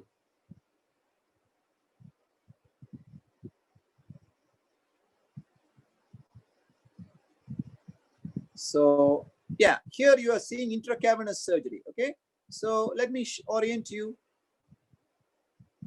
That is V1. That is V2, and this is the lateral loop, and the V3 is there. So we are going to see between the fourth and the V1. I told you last time we'll see the paraclaval, top of the paraclaval C5 carotid and the meningohypophyseal trunk.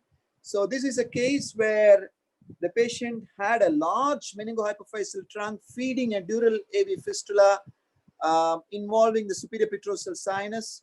So we went ahead and first took the feeder off, and then took off the superior, fulgurated the superior petrosal sinus, and that was it. So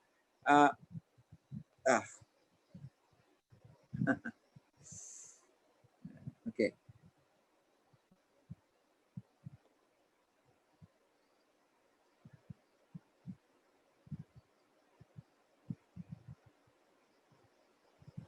Yeah. So you have the Parkinson's triangle here. You have the anterolateral triangle here. That is the V1 there. So you're going to see intracavernous surgery there from the lateral aspect. So we put in this small surgery cell there, and we've dissected. So you can see that is C5, that is C4, and that is C3. That is the distal dural ring and the proximal dural ring. This is upside down, by the way. So this is fulgurating the superior petrosal sinus, the petrous ridge, and then we're going to come back to the, there's a lot of bone bleeders also from the petrous ridge. So we're going to come back, and this is exactly what you're going to see. You're going to see the C5 there, this paraclival carotid. You're going to see the paraclival, and you're going to see the meningohypophyseal branch there. So that is C5 carotid. That is C5 carotid, and the meningohypophyseal branch is going to be here. So that's C5 carotid, that the meningohypophyseal branch is going to be here. That's a C4 carotid. That's the fourth nerve there. That's a V1, and we're going to put a clip on. You guys want to ask me why I'm not bipolaring it? Because that is one good way of getting a 6-nerve pulsate gain. So it's always better to put a clip there. Such a large artery, to put 2 clips there, and you're done with it. So you can see the cutoff there. That is a part of the C5 carotid that you're seeing behind the V1. And well, the last thing that I wanted to show you was a PCP drilling. It's very, very important along as an adjunct to cavernous sinus exposures. Very, very important. This is an old video, maybe 8 years or something old. So that is the optic nerve. That's the carotid there. These are the small vessels which come to the optic nerve. You have to be very careful, and you have to open the PCP dura first and then use the drill. Now, you may be worried that I'm using a cotton patty just in the proximity, but in a 3D picture, you will understand that the cotton patty is quite below. It's not at the level of my drilling. And of course, if you cannot drill fine, then don't even think about drilling PCP. That is something that you need to do once you're quite sure of your drilling and you're not moving all over the place, because you got optic nerve there, you got carotid on this side and A1 on this side. You're drilling between these two, between these 3 structures. So you better be careful. So that's about, I hope I finished in time. I was hoping that I don't go much far and keep Juan waiting. So I hope we are done. So I'm going to stop sharing.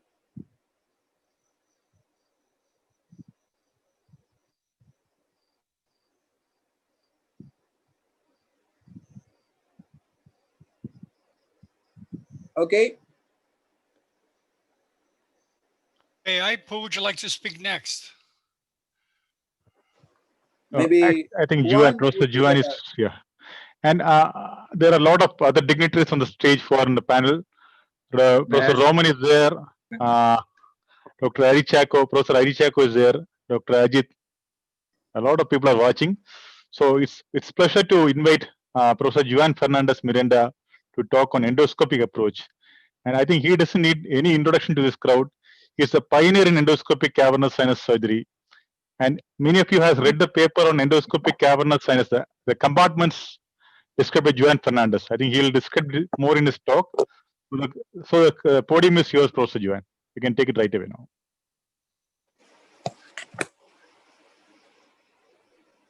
Thank you guys so much for the invitation. It is my honor to be with you tonight. For you, this is the morning for me. Still having my coffee here, and great talk, Dr. Sherian. I really enjoyed that. So this is a great topic about cavernous sinus, whether to go open or endonasal, and when to go open or endonasal. And in general, you know, as I'm sure all of you, we try to choose approaches based on where the tumor is located. We want to go endonasal or transcranial. And as a contemporary skull-based surgeon, you want to be able to apply both, depending on, especially on where the tumor is located.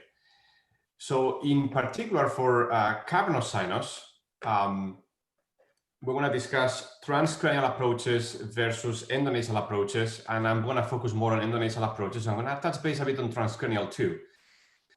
So as Dr. Sherian showed nicely, it's so important that we try to get a 360 view of the skull base, and in particular of the cavernous sinus, and understand this from all perspectives. And this applies to the paraclinoidal region, which is, you know, the clinoidal region is on the roof of the cavernous sinus. And it is important to understand it from the dorsal perspective, from the ventral perspective. As we said, the anterior clinoid process needs to be removed often. When you go endonasal, you see the optic strut.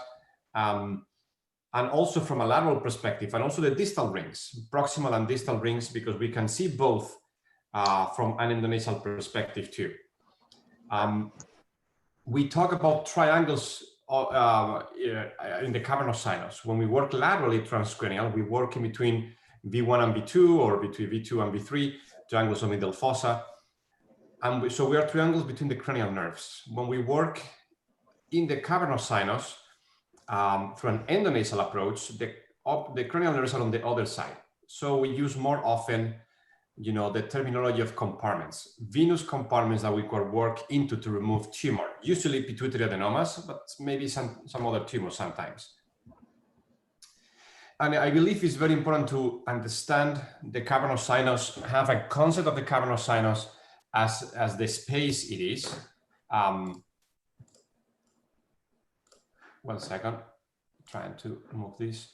So we need to imagine the cavernous sinus as a cavity, as a venous space. And this venous space has different walls. So we need to understand it has a roof, it has a lateral wall, it has a posterior wall. And those are accessed better through a transcranial approach. When we work endonasally, we work through the anterior wall of the cavernous sinus, through the medial wall, and sometimes even through the roof of the cavernous sinus. So depending on what type of access you need to the cavernous sinus, you can use one approach or the other. If we start focusing on the endonasal approach, we see that we have the anterior and the middle wall of the cavernous sinus, and we have two layers of dura on top of the pituitary, but these two layers, they separate from each other as you go laterally. And that bifurcation, that separation is what forms the cavernous sinus cavity. And therefore, anterior wall, middle wall, they are both single dural layers that we can open and work through. And as you see, we also have in this drawing nicely illustrated the distal and the proximal dural ring. And the proximal dural ring concept is very important because that forms the true roof of the cavernous sinus, as we will see in a second. So one of the things we describe in the last years is studying this in the laboratory and, you know, after observations in the OR, is how, as we enter into the cavernous sinus through the anterior wall, we start seeing these ligaments, these attachments from the dura of the middle wall of the cavernous sinus into the cavernous sinus, usually to the carotid and to the other walls of the cavernous sinus. And understanding these ligaments became very important to perform a better operation inside the cavernous sinus. The most important ligament is actually the proximal dural ring. It's called the choroidoclinoidal ligament. And if you look at the dissection picture and the schematic, you can see that this ligament is very robust, and it actually is a continuation of the middle wall of the cavernous sinus. And it attaches to the carotid, forming the proximal ring, and then goes behind the carotid and goes towards the anterior clinoid. You can see this ligament now in this axial drawing here. You can see this ligament has multiple fibers. It's like a fan-shaped structure. And sometimes it's completely robust and continuous, forms a complete roof that separates cavernous sinus from the clinoidal space above. But sometimes there are holes, so the ligament is incomplete, and that makes a communication of the venous spaces between clinoidal space and cavernous sinus space. But this ligament is what marks the transition between clinoidal and cavernous sinus. There are other ligaments, and I'm going to highlight especially this one, the inferior palacetar ligament, we called it, because it goes inferiorly, it goes in front of the cavernous carotid as it enters the cavernous sinus. And it's a great landmark to find the inferior hypophyseal artery, which is usually behind this ligament. And this ligament is almost always present. And it's also very relevant because it's the first ligament we're going to find when we are opening the anterior wall of the cavernous sinus and working into the cavernous sinus. So it's the first one we're going to find, and the first one we need to transect. And we know behind is the inferior hypophyseal artery. So based on this concept of the ligaments and the anatomy of the cavernous sinus, we describe this en bloc stepwise technique to remove the middle wall of the cavernous sinus. And this has become a really important technique in my practice. I'm going to show you a few examples. This is a patient with acromegaly. You can see this is not a big tumor, but if you look in detail, you must worry about the close relationship with the carotid artery. And as I'm going to show you, these somatotroph adenomas, growth hormone adenomas, very often invade the middle wall of the cavernous sinus. You can actually see that how the tumor was going into the clivus and going towards the cavernous sinus. But I'm going on this left side of the cavernous sinus, and as I try to dissect the tumor off the wall, I can't. So I decide to just directly go into the cavernous sinus and take the wall along with the tumor. And that way I can assure that I'm doing the complete tumor resection. Now in this right side, I'm opening the anterior wall down here. And now with this right angle knife, I can widely open the anterior wall. And by opening this widely, I can see the carotid directly right here. And I can start separating this medial wall that you see right here, which is all tumor, from the carotid artery. So this requires, as you see, a direct access to the cavernous sinus and a dissection of the tumor directly off the wall of the carotid artery. This is the upper attachment. This is what becomes the choroidoclinoidal ligament, and that's what I'm transecting the middle wall from. And my posterior limit here, now I can remove all this specimen, and I routinely send these specimens to the pathology to learn during the process. And this is the carotid all skeletonized, and all the middle wall has been removed back to the posterior clinoid up to the interclinoidal ligament. And that is the best guarantee of getting complete remission in these functional tumors. I'll show you another example, and this is a small tumor. It is a patient with a prolactinoma that you can see there, and but this patient is medication intolerant. He cannot take medication. He has significant side effects, and he's having not only headaches but sexual dysfunction because of the elevated prolactin. So as you see, this tumor is not only invading the cavernous sinus, but if you look at the imaging, it looks like it's invading also the clinoidal space, and that's an interesting concept.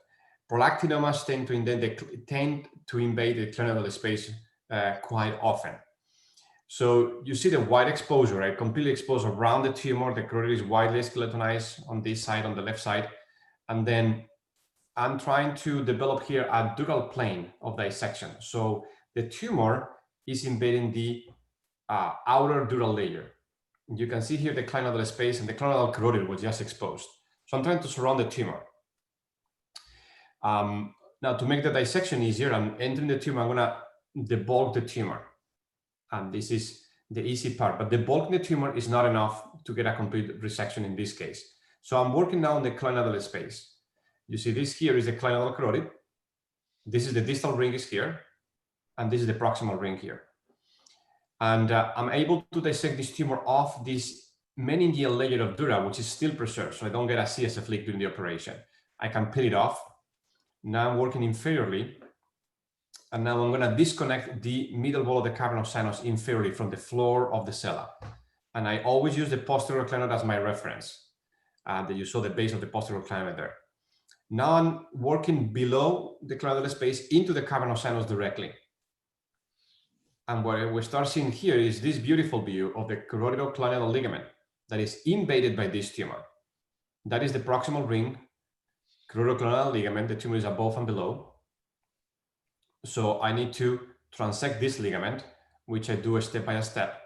And sometimes you can dissect this ligament of the carotid if it's not very attached. But in this case, and often it's actually very, very attached to the carotid. So you can trim it, but not directly detach it. So you see this is proximal ring right here.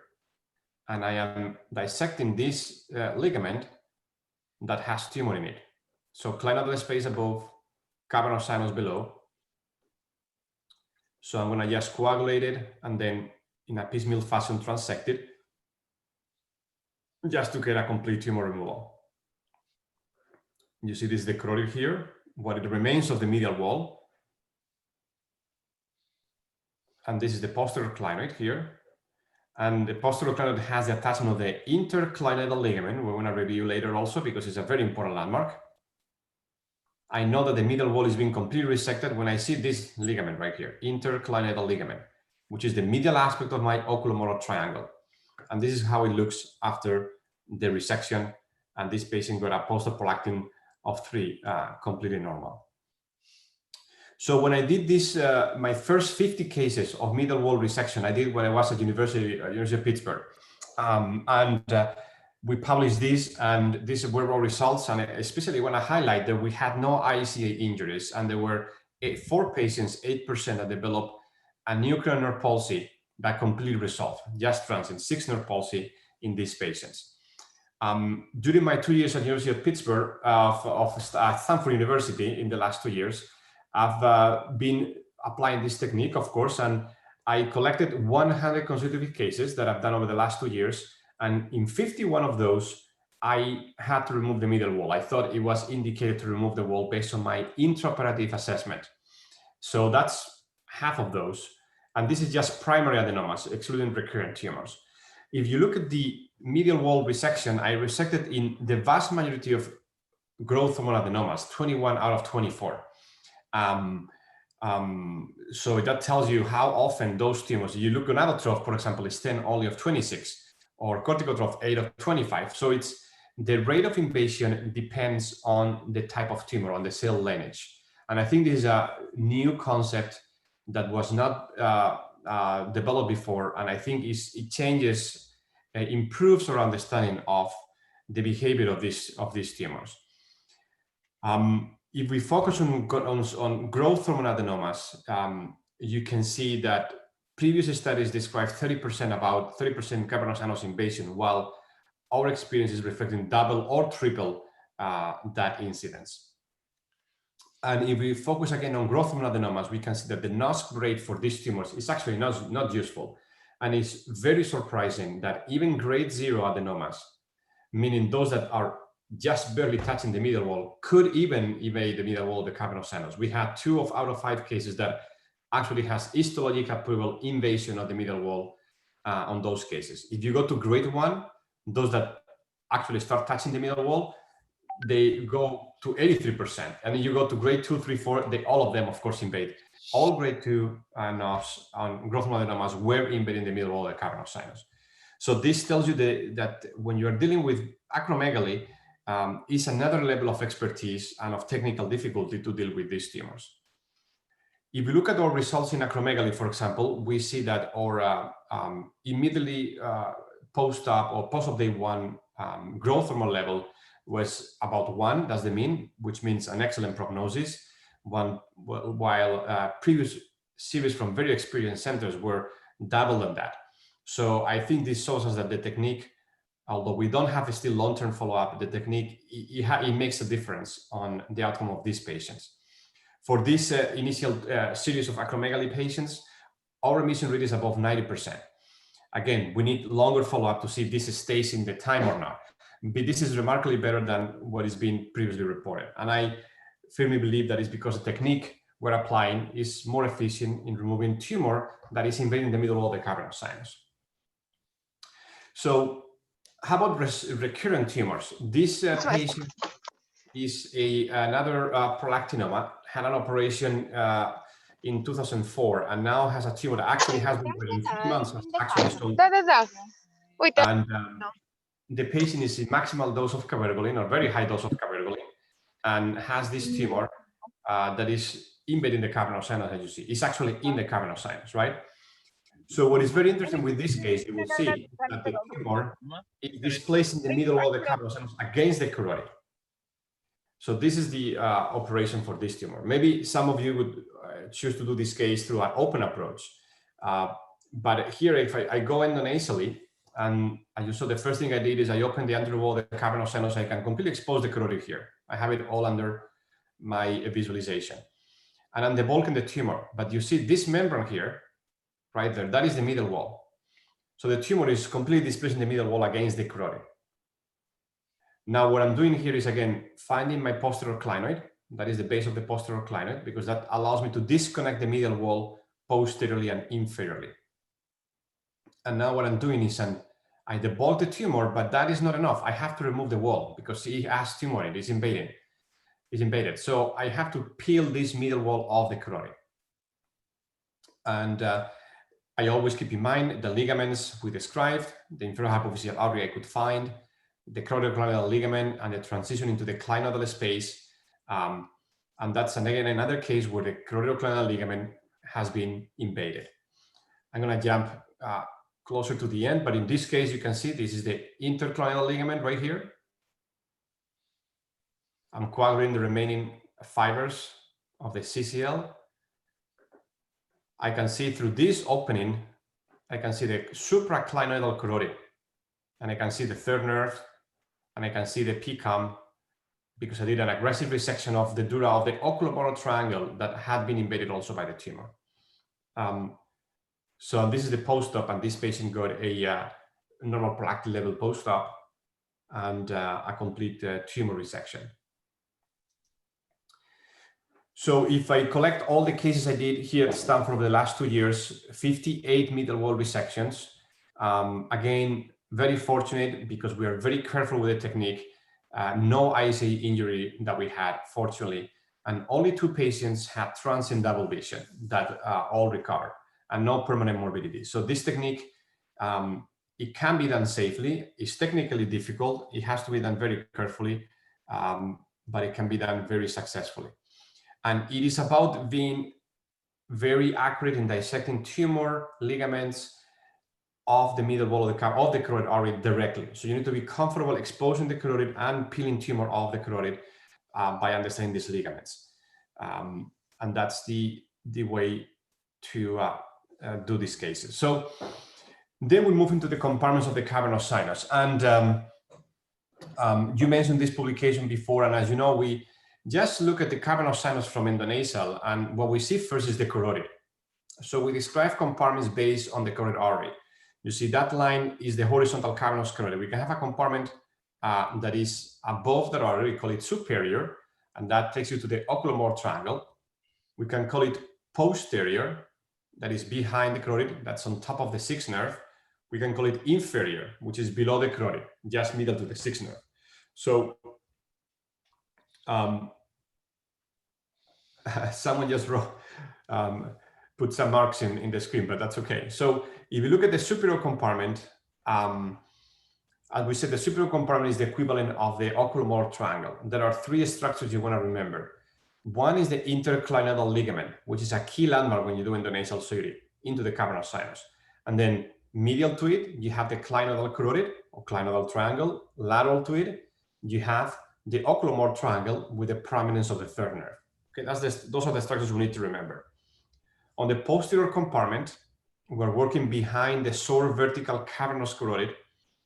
We need to remember at the floor of this compartment, we have the sixth nerve on top of the what is called the petrosal process of the sphenoid bone and the dura that covers it. That is the sixth nerve as it exits the Dorello's canal. We also have the inferior hypophyseal artery that is just above the sixth nerve, and you see in the picture above, picture B.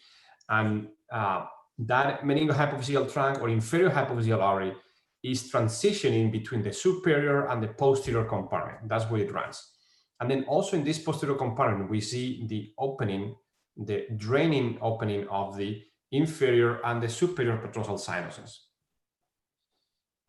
And then we have the inferior compartment, and the inferior compartment is, we need to widely open the anterior wall of the cavernous sinus, and we're working inferior to the horizontal carotid, and our lateral limit is formed by the sixth nerve, now is distally located in the cavernous sinus. And finally, we have a lateral compartment, and this is the one that is usually better approached through an open transcranial approach, but sometimes for adenomas that are soft, we can actually work through the lateral compartment, being careful between the lateral, between the carotid and the lateral wall. If the tumor has created the space, you can actually use that space to go through. And one very important thing to remember is the inferolateral trunk. As you see in the pictures here, the inferolateral trunk is going to anchor the carotid to the lateral wall and to the nerves. So you need to open that space or work through that space. You're going to find that artery there. You need to coagulate it, cut it, so you can keep going without risking an avulsion of the trunk from the carotid artery directly. So I'm going to show you an example of this pituitary adenoma. This is a non-functional adenoma, but it's a young patient with invasion of the cavernous sinus compartment. You can see it's invading the superior compartment, a bit of the posterior, a little bit of the inferior. So to show you how we can work through these compartments in the cavernous sinus. As always, we do a very wide exposure that exposes the carotid from the entrance into the cavernous sinus to the clinoidal segment.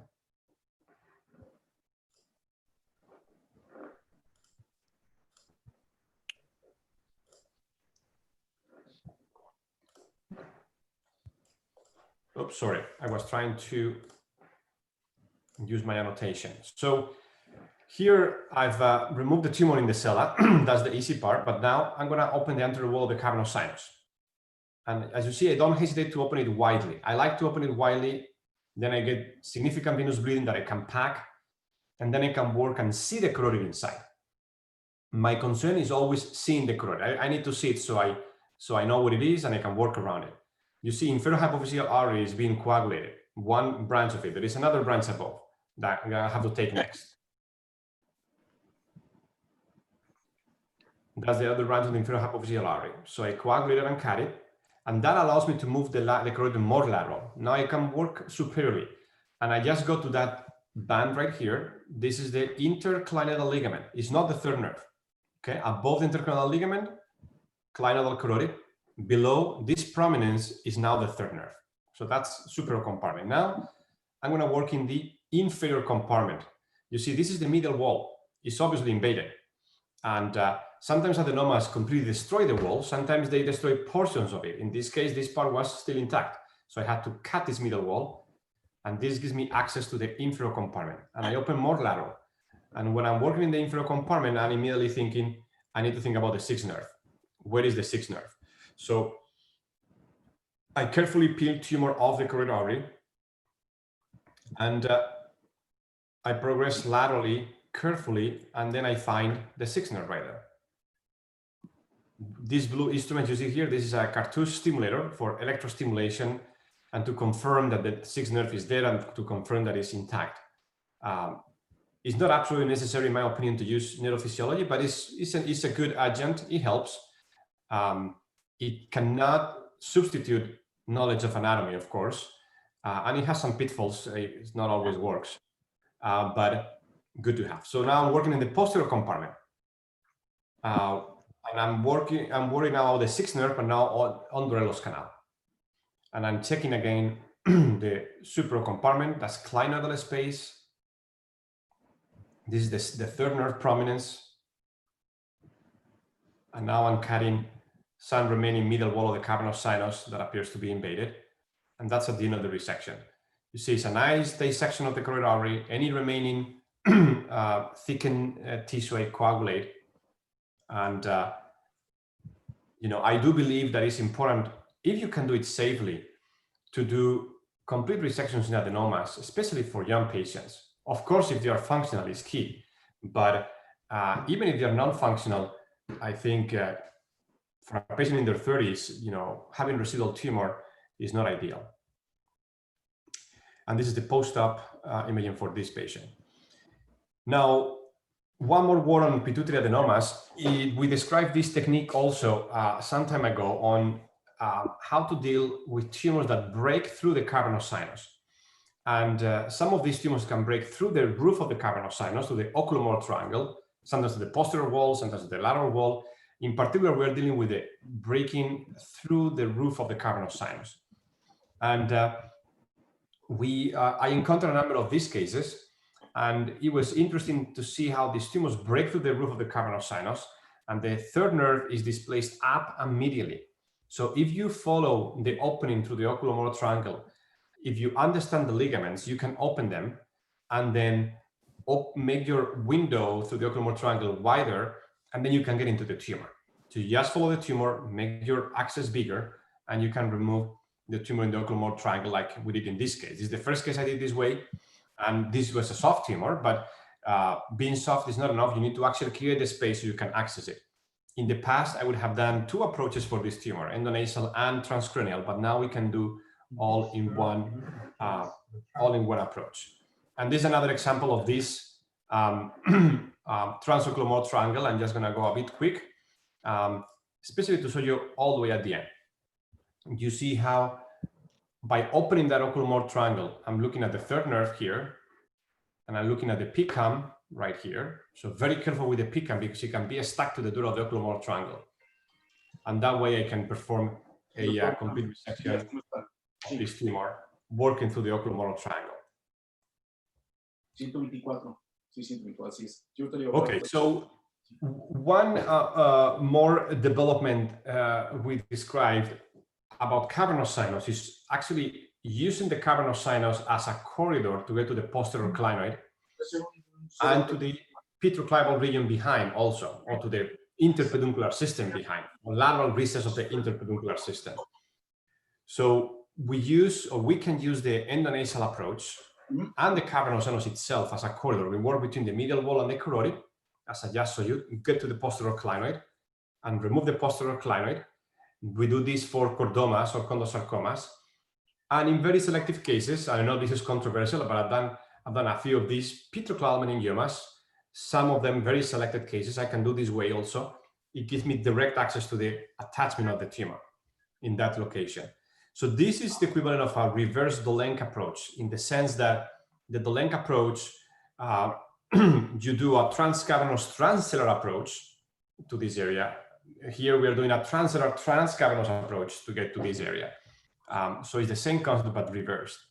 And these are the step-by-steps, the dural layers, how we open the anterior wall, move the medial wall, get to the posterior clinoid, coagulate the inferior hypophyseal artery, remove the posterior clinoid, and then we can open the dura along the oculomotor, the clival dura, and then the oculomotor triangle, and gives you this excellent access to the interpeduncular system and the lateral recess of the interpeduncular system, where you have third nerve, PCAM, and from there below, all the way to the sixth nerve. So an example for a chordoma. This is a patient with a chordoma, young patient that had been operated before by a skull-based surgeon, and they had just taken, through a craniotomy, transcranial approach, transcavernous approach, they've taken the exophytic component of the tumor, but all the tumor in the cavernous sinus, the dorsum sella, the posterior clinoids, even towards the brainstem is still there. And he was sent for radiation, but the radiation expert just referred the patient to me to see if I could treat this before radiation.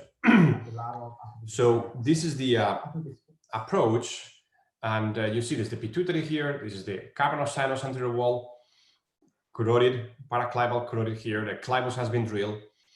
And now I'm gonna open the anterior wall of the cavernous sinus, as you see right there. And we see the tumor right on. That's where the tumor is located. Now we get significant venous bleeding. but that is easy to deal with. We use, as you all know, this hemostatic agent that is very effective. Next thing, I'm coagulating and cutting the dirt on the floor. I'm thinking there could be an inferior hypophyseal artery there.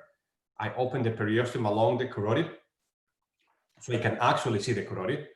And then I take the soft part of the tumor, that's easy, but then I need to remove the whole posterior clinoid and all the bony involvement. So taking the posterior clinoid endonasally, in my opinion, to do it effectively, you're gonna go transcavernous. Here is the inferior paracetalar ligament and the artery behind. Coagulate, transect, then it gives me great access behind. So this is the other posterior clinoid. So a unique thing of an endonasal approach for these cases is that you can take both clinoids. You can take the dorsum sella, you can take the whole clinos. I think is very clear these days that chordomas and chondrosarcomas are tumors that most of them are better treated with an endonasal approach. But it requires expertise and know how to apply these techniques. These are not easy cases. And if you do redos like this, it can be very difficult. This patient, as you see, had significant scar attachment to the basilar artery and its perforating branches. If this were a first case without previous operation, this would have been much easier. These are usually sackable tumors, but now this has become a very difficult operation with a lot of additions to the basilar. So we can carefully and patiently dissect this tumor off completely, the basilar and the brainstem, aiming for a complete resection like in this case. Now, often I'm asked what happens when you take the posterior clinoids on both sides and you take both inferior hypophyseal arteries. And we studied this. We had 20 consecutive patients, many of them were chordomas, as you see, where we took both inferior hypophyseal arteries. And the interesting thing is that really the impact on the pituitary function was minimal. There was only 2 patients with DI out of 20, 1 patient with need of hydrocortisone out of 20. So very low risk of pituitary dysfunction in these cases. And I do believe that those cases with dysfunction were not related to the inferior hypophyseal arteries, but to a lot of manipulation of the gland during surgery. But in any case, the risk, if it exists, is very low when you coagulate these arteries. And the reason is because there is collateral supply through the superior hypophyseal artery system, I believe.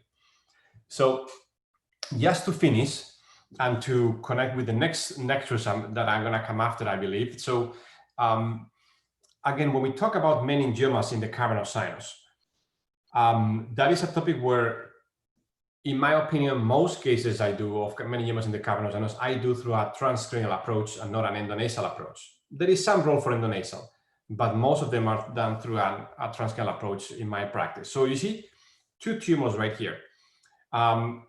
So in one tumor, I'm going to do a transcranial approach. In the other tumor, I'm going to do an endonasal approach. I'm going to explain to you why I did that in that case. So as Dr. Chilian very nicely showed, it's key to understand how to unlock the cavernous sinus, how to go from this picture to the other picture and expose all the structures and the different steps for your transcranial approach. So for this petrocavernous tentorial meningioma, this is a quick video showing the middle fossa pilling, that is V2 drilling the anterolateral triangle, that's exposing Kawashi's triangle and drilling the petrous apex, mobilizing B3 anteriorly to get better access. That's opening the cistern. Now this is taking the anterior clinoid and accessing the clinoidal space. We just saw this anatomy from the other perspective, and you see the whole trigeminal nerve being dissected all the way back to Meckel's cave. And now the interdural stage where we see the tumor growing off the roof of the cavernous sinus. So we follow the third nerve, and now we do the disconnection of the third nerve by cutting the petroclinoidal ligament, and then we disconnect the 10 posteriorly, and now we open Meckel's cave and the ring around the trigeminal nerve as it enters the middle fossa, and then we follow the fourth nerve. So we follow all the nerves to the cavernous sinus. And in this case, I stopped at the cavernous sinus and I left the tumor in the cavernous sinus, and we did radiation for the residual in the cavernous sinus, which I believe in my practice has value in some cases. Some other cases, you cannot obviate going to the cavernous. You have to go to the cavernous sinus like this one. the majority of the tumor is in the cavernous sinus, and it breaks through the posterior wall. So for this one, we have to go into the cavernous sinus through Parkinson's triangle, as beautifully shown before. And this is just showing you quickly how we find the sixth nerve inside the cavernous sinus. And you can see the fibers of the trigeminal nerve partially invaded by the tumor. We need to work around them, dissect them. And then we're cutting the dural attachments of the tumor to the posterior clinoid right there. And there are cases where there is no other option than going to the cavernous sinus if you want to do something meaningful for the patient, as this tumor was mostly within the cavernous sinus.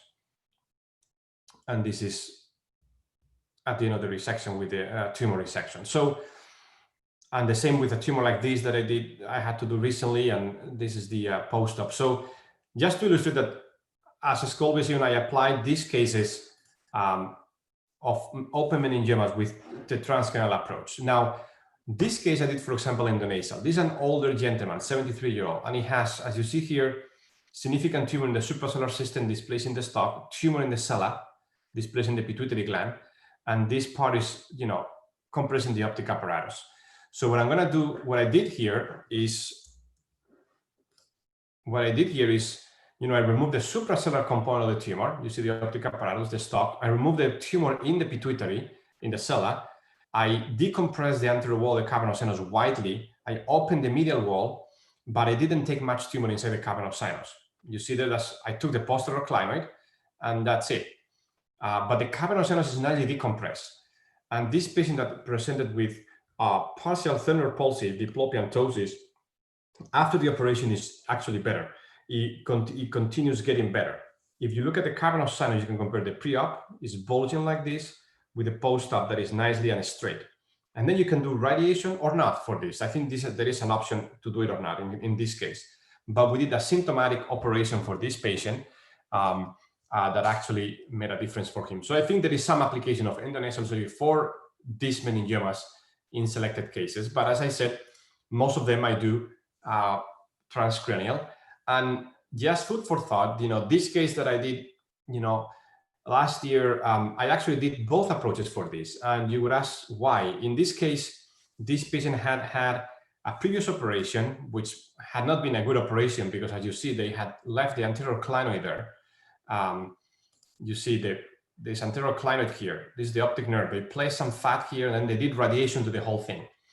And the patient continued getting worse, worsening vision, trigeminal neuropathy, worsening diplopia, hyperprolactinemia, and the tumor is completely encased in the carotid. So for this one, I thought I'm going to go both endonasal, and the endonasal approach is to remove the sella and suprasellar component, and I'm going to go lateral to take the clinoid and decompress the lateral wall of the cavernous sinus and take some of this tumor out here. And the tumor was very fibrous, very difficult to deal with, and this is the post-op. All tumor around the encased carotid artery. And this patient actually did get better in some of her symptoms, although her diplopia got worse, but her trigeminal neuropathy got better, vision got better, prolactinemia normalized. So I think there is a potential future on combination of approaches. This approach at the same time, I work endonasal and transcranial at the same time. So with my fellow, with my NT colleague, we were, we have both fields open and we could see each other from the same approach. So that's food for thought for exploring these applications for the future. So just to conclude, it is key that we master the anatomy of the cavernous sinus, both from transcranial and from endonasal routes. And it is actually the location of the tumor what determines what the best approach is. If you follow some of this innovation in endonasal surgery, like the medial wall, compartments, posterior clinoidectomy, you can actually do very effective approaches through the endoscopic endonasal route. And in general, adenomas, chordomas, chondrosarcomas, extradural tumors are very ideal for endonasal surgery. They typically grow in the ventral skull base or in the sella, suprasellar space, while other tumors like meningiomas, and I didn't cover schwannomas because they are in Meckel's cave, not cavernous sinus, but I do agree, I do most of the trigeminal schwannomas. With some exceptions, I would do to a middle fossa approach. Maybe a V3 schwannoma, into the infratemporal fossa, I go through a transmaxillary approach, I think is a more direct route. But most cavernous sinus mengiomas I do through a transcranial approach. And I think there could be a role for combination of approaches in the future for some challenging selected lesions. So I want to conclude by thanking you for having me today. I also want to invite you. We're going to have in just a few weeks the second meeting of the Roton Society, which we organize among some of our, the previous Roton fellows. And it's going to be 2 weekends with different sessions on multiple topics. And I hope you can join us at that time. Thank you very much.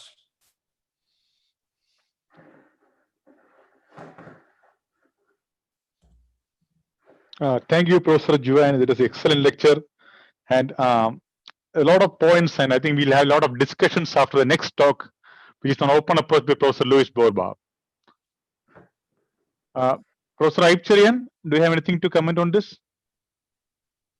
Well, Juan, as usual, fantastic lecture. So, I mean, definitely showed why you're a master. In fact, we were both together leading the ACNS workshop, which is going to happen in Russia this year. And I believe Bakhtiar is also here. We both were supposed to meet there and lead the ACNS, both the open and endoscopic approaches. I'm looking forward to seeing him again for when the Russian meeting gets rescheduled. So again, looking forward to that.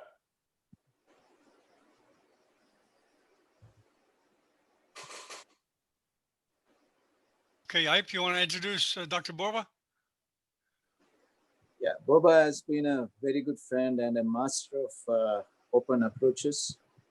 And well, he's a wizard, I can say that. I have seen him operate, been together with him in Russia for a long number of years. Maybe from 2013 onwards, we've been teaching together. And he's a good friend, very good human being, and an excellent surgeon. So, Luis Borba, the stage is yours. Okay. Thank you. Thank you, Ipe. Thank you, Dr. John Bennett. Wonderful presentation by Juan. Always perfect. The anatomy is perfect. The video is perfect.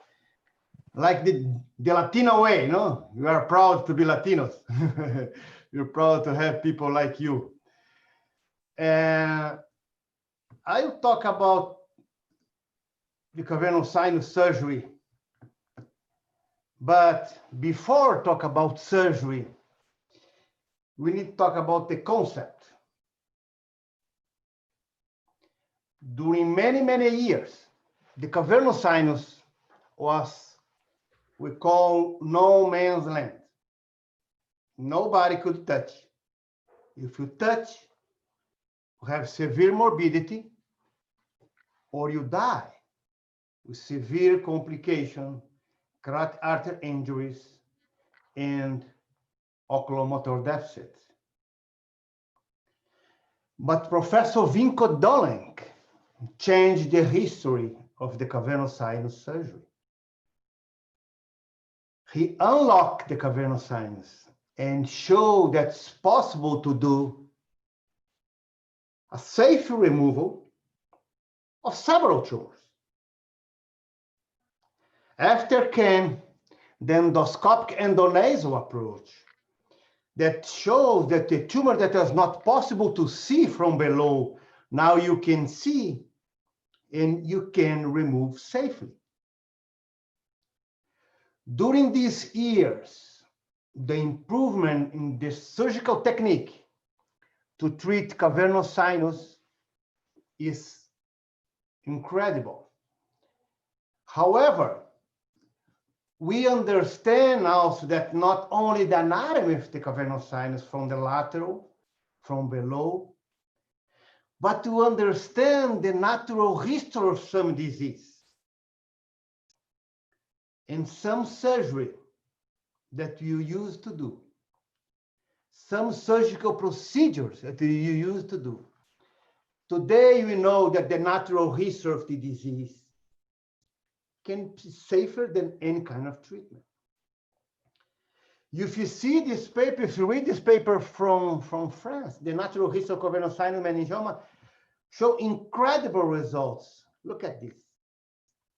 19% increase in size, 7.1 is stable, 9.4 decrease. And the follow-up's not short, almost 10 years. In the only 5 cases that they grow, you see, and treat radiation, any kind of modality of radiation, they have some complications. It means that before to be surgeons, we should be doctors. We are treating human beings. We are treating patients. We need to know what's the best way to treat the patients. Some patients like this, asymptomatic, just headache. No optic nerve compression, no oculomotor deficit, no other symptoms. Maybe it's the best way, and leave the patient and just follow. Maybe the natural history of this tumor will be much better than any kind of treatment. But you make me worry when you go to the most important, or not most important, the largest meeting in the world, the American Association of Neurological Surgeons. And you see this advertisement in the Lexel Gamma Knife booth. Look at this. It's a simple tentorial meningioma with a very short attachment to the tentorium. And this is the case, is the advertisement, is the propaganda for Gamma Knife. Maybe you are selling to this young lady the iPad that she never asked for. You should understand that some treatment has complication, as surgery has complication. Radiation therapy also has complication. Not in the time of the procedure, but with the path. If you give more time, you can have more complication. And the most afraid meningioma, radiation-induced meningioma, that several people that after Second War receive very low doses of radiation to treat tinea, came back later with radiation-induced meningioma. It means that the most common treatment today to cavernosinus lesions, the radiation therapy, may be not the answer to treat pathology in these areas. What makes us more, how to say, worry, when you see the people radiation-induced meningioma with radiation, it makes us more sad, and you see very prominent skull-based surgeons to be a co-author of these articles. We have to learn and understand what you are doing for our patients. What's the best way to treat the patient, not the tool that you have, you need to use. This paper was not published, it was Dr. Almefti paper, was very difficult to, he went 3 times to publication, came back. That showed that you control with radiosurgery 80%, just observation 75%, and radiation after growth, sorry, it's in Portuguese, okay, 45% of control. It means that you are treating tumors that will never grow and put in the same box of good results of radiation. What you change in the history? Technology, instruments, and anatomy. Now you know the anatomy, you know where you can go. You can reach the cavernosinus from several routes. Inferior medial, lateral, superior, and inferior. You need to use the approach for that situation, not the approach that you know that you want to know how to do it. Do the best for the patient, not the best for you. From the nose, you can reach with the endoscope. Maybe if the microscope is more lateral, the transpterygoid approach that they are using a lot for more lateral exposures. You need to understand not only an anatomy of the cavernous sinus, but an anatomy also of the sphenoid sinus. It gives you the window, the big window that you can work. You have this kind of sinus will be a little bit more difficult to have to drill to open a big window that's more difficult to expose. We need to understand how the tumor behaves.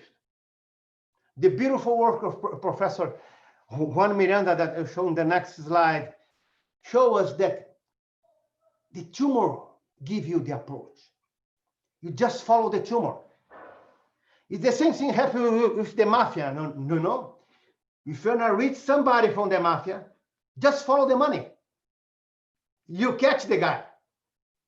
In the cavernous sinus and they are coming from the nose, just follow the tumor. You catch the guy. You can do this with endoscope, maybe you can do with the microscope.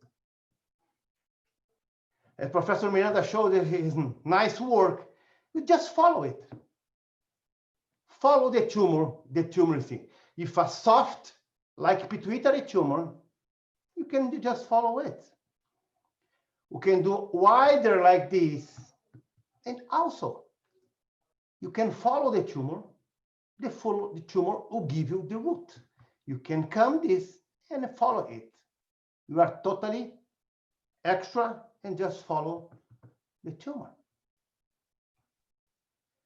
Sometimes you need to expose more. And there is no better way to learn skull-based surgery than go to the lab. If you go to the lab, you can reproduce what you learn in the anatomy, what you do in surgery. Skull-based surgery, you learn in the lab. You don't learn skull-based surgery in the patient. You should spend a lot of time of your life, maybe months, years, to learn the skull-based anatomy, and after that, go to the OR. This way you can reproduce what you do in anatomy, you can do in surgery.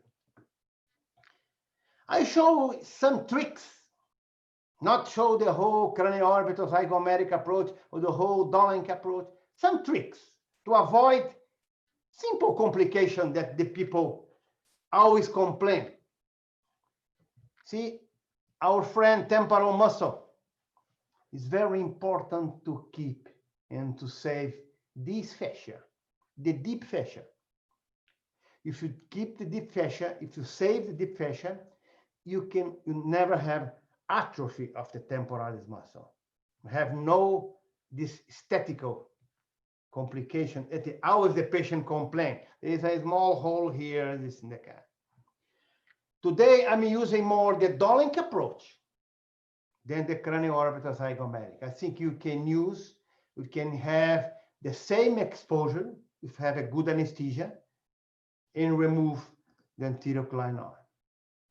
You can do cranio-orbital zygomeric approach in one piece. You can do first the pteryno approach and after the orbital zygomeric. You decide, independent of approach, of the way that you cut the bone. Is the idea to come anterolateral or more anterior to posterior or lateral to lateral. Before open, you have to prepare to avoid complication, because we use large incision to have our best friend in skull-based surgery, that is the pericranial flap. If you have a nice pericranial flap, very large pericranial flap, you close the base of the skull. independent of the hole that you do in the base of the skull. If you open this sphenoid sinus, if you open this, the ethmoid sinus, we have a pericranial flap, vascularized flap. We know that we changed the history of endoscopic endonasal approach was the vascularized flap. To the cranial approach is the same situation. Independent of substitute that you use, the vascularized flap is our best friend. If you want to cut the zygoma, you need some tricks to avoid aesthetic complication. One of that, never take out the arch. Cut as anterior as you can, as posterior as you can. It just displace, keeping the masseter muscle just below. You gain just 1 centimeter, but you gain angle to work from below to up, from down to up. You look in this direction from down to up. It's very important, this situation. And if you cut the zygoma, do a wide cut, as anterior, as posterior, and the muscle has to pass through this hole. I saw many, many times the people showing cutting the zygoma very short. It don't have the space. If you want to cut the zygoma, you need to space to displace inferiorly the temporalis muscle. Especially in this situation, you have a very huge temporal muscle. And the reconstruct is very, very important. In the end, you reconstruct the hoof of the orbit. You need to have the exposure.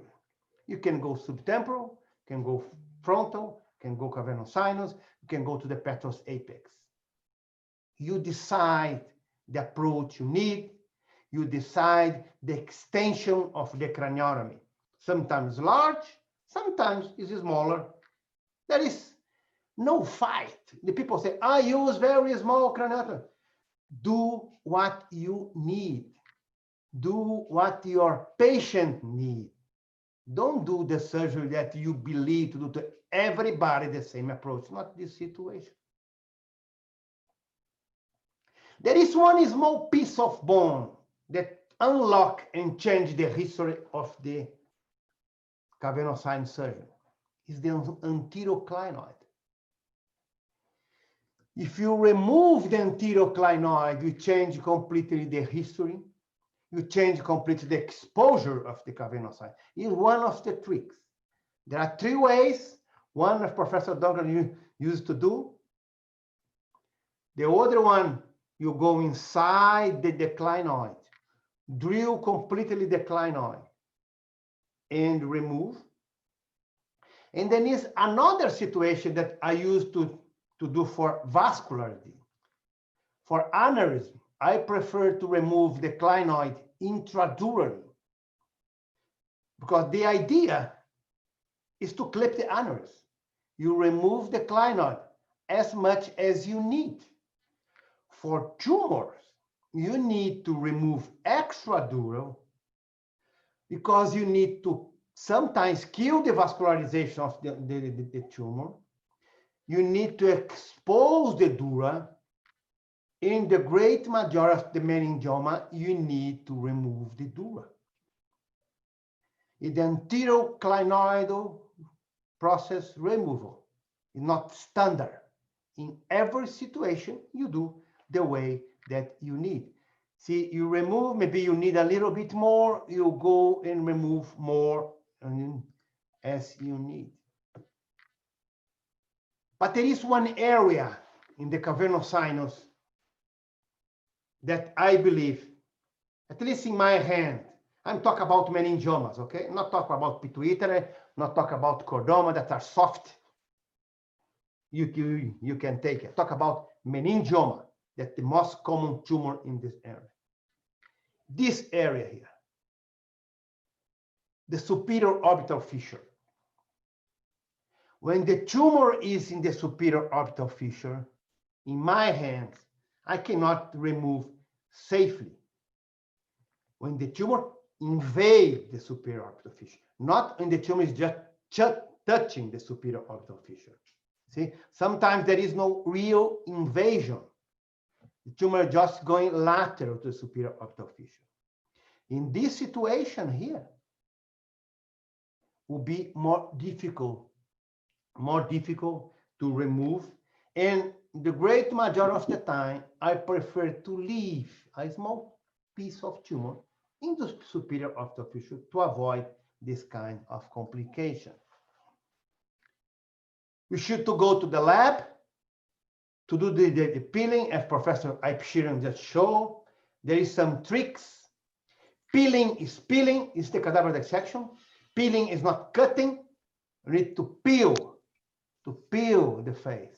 How the ladies do, you see?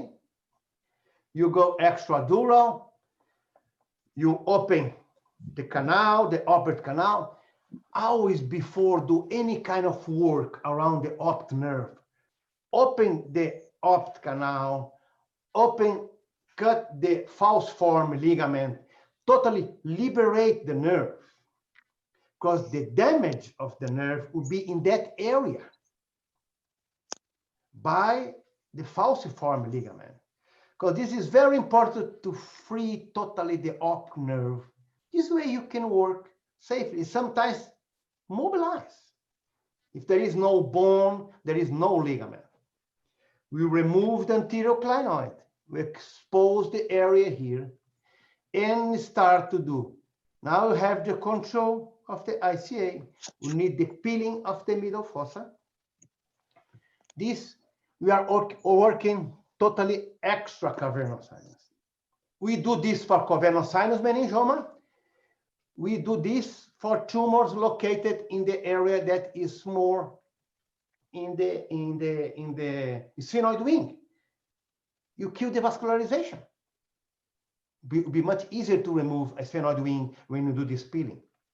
After you come to the back, identify the middle meningeal artery, see? And you can cut the middle meningeal artery and go posteriorly. But in this, I limit to this anterior part, this part. You open the dura, you expose this.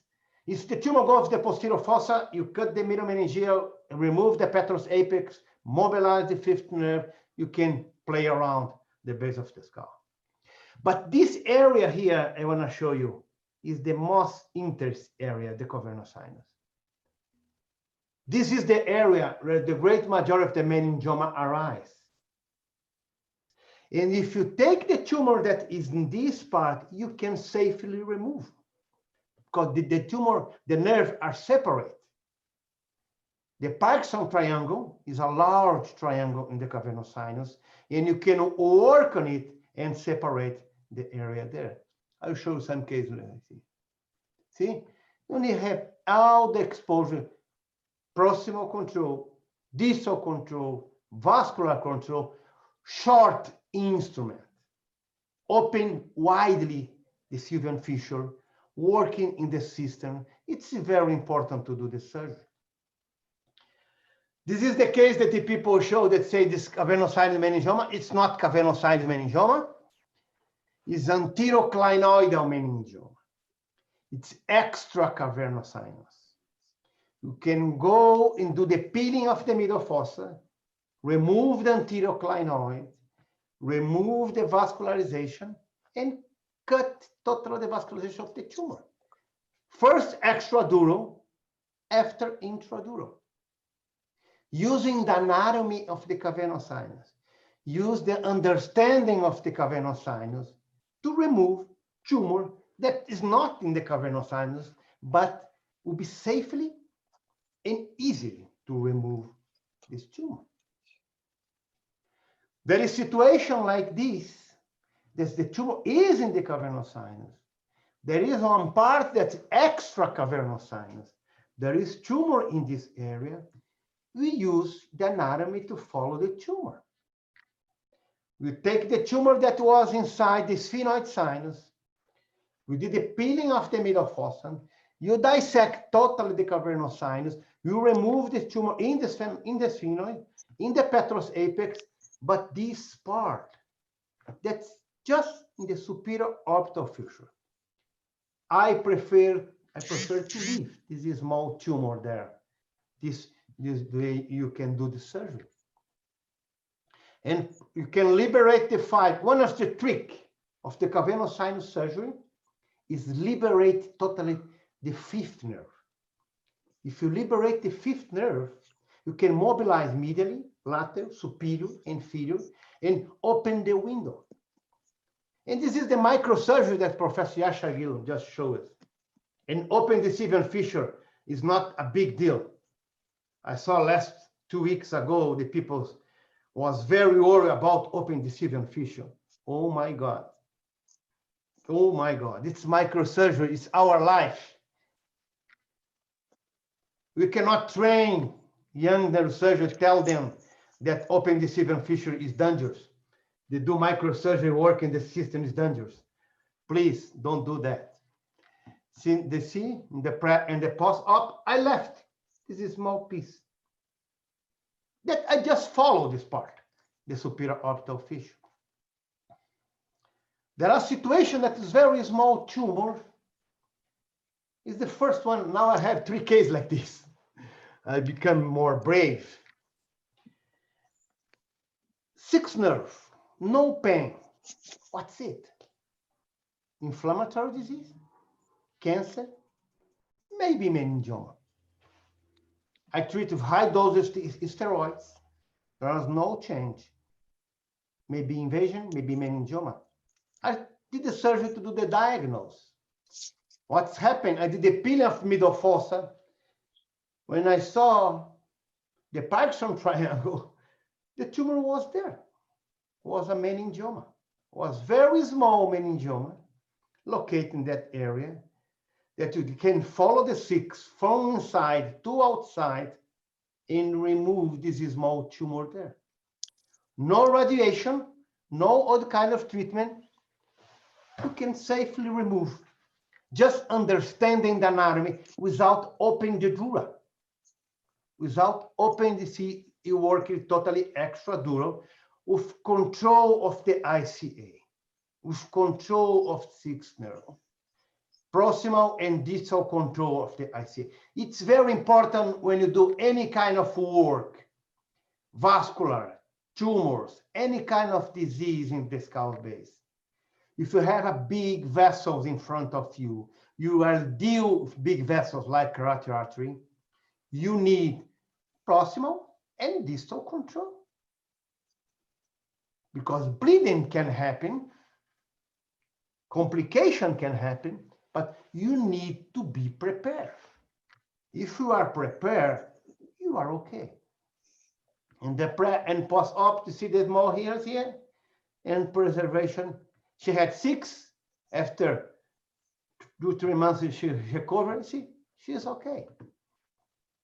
See this tumor here? See? Gone. No radiation, no other kind of surgery. This patient is free. There are situations like this, very similar. I prefer to leave this small piece that is in the superior orbital fissure, the superior part. Because when it's inside the nerve, it will be very difficult, and the patient will have morbidity, independent of the hand. Professor Dolan said some years ago, he regret the several patients that he tried to remove totally the meningioma, the cavernous sinus in the superior orbital fissure, and the patient wake up with deficit, and the recovery was not total. There are situations as pituitaries. 99% of pituitary you do by the nose. You can follow the money or follow the tumor. But there are situations that go intradural. Professor Juan Miranda just showed the tumor that he came from the nose and went intradural and go there and remove. Maybe it's okay for him. Maybe he has a lot of experience. It's possible to come from the nose? Maybe it's possible. He showed that's possible. I ask you, what's safer? Open the deceiver fissure, identify the artery, short instrument. your entire life is microsurgery. Very nice control. Come from the head, do the transcranial approach, remove the anterior clinoid, remove the posterior clinoid, open widely the Sevian fissure. See, this patient had surgery before. The tumor changed the thing. You are going superior entrance of the cavernous sinus. Do a small peeling, but the great majority of the time in pituitary adenoma, we use the superior wall, see, of the cavernous sinus. You can work and just follow the tumor in this direction like this. The third nerve will be there. I'll show you in the sequence. We are working short, control, and seeing all the instrument. Pituitary glands here. See the middle wall here, and had it shown from the nose, we are showing from the head. The superior wall here, the carotid lateral. You can mobilize the carotid and the cavernous sinus. You can go medial to the carotid artery. You can go lateral to the carotid artery. You can expose the area, the whole area there. You see that in the part that is medial also here. See the optic nerve. You can drill more, remove more. You can move more anterior clinoid and follow this part. You can see the part that is the third nerve here. You can mobilize the third nerve. You can open the trigon of oculomotor trigon to liberate totally the 5. To go now lateral to the third nerve. And mobilate the 5, not the third, sorry. And remove this dura and expose the whole area here. This situation is, see, you can do safely if you know the anatomy. See, totally liberate the third nerve. In the end of the surgery, you have all the perforators, have the basilar artery, you have the cavernous sinus, the superior wall, have the temporal lobe, you open widely the Sevian fissure. I say again, open widely the Sevian fissure. See, you see, you have all the exposure here in this area. This is microsurgery with skull-based techniques. You can do this safely. You can do this always in CDC. In the post-op, the patient will be like this. Third nerve palsy. But in the follow-up, the patient will be like this. Completely recovery. It's happened with pituitaries. It's happened with chordomas. It's happened with trigeminal schwannoma. It's not always happening with meningioma. I divide cavernous sinus meningioma in cavernous sinus surgery in meningioma and non-meningioma. Non-meningioma, completely different approach, different treatment. Who has large tumor like this. This patient was a doctor. He was treating with cabergoline. He started to improve the doses. See, the tumor is not coming. He had a bleed, terrible bleed inside the tumor. And he became hemiparetic. We decided to do the surgery just to decompress. What's happened? We did the surgery. We follow the tumor.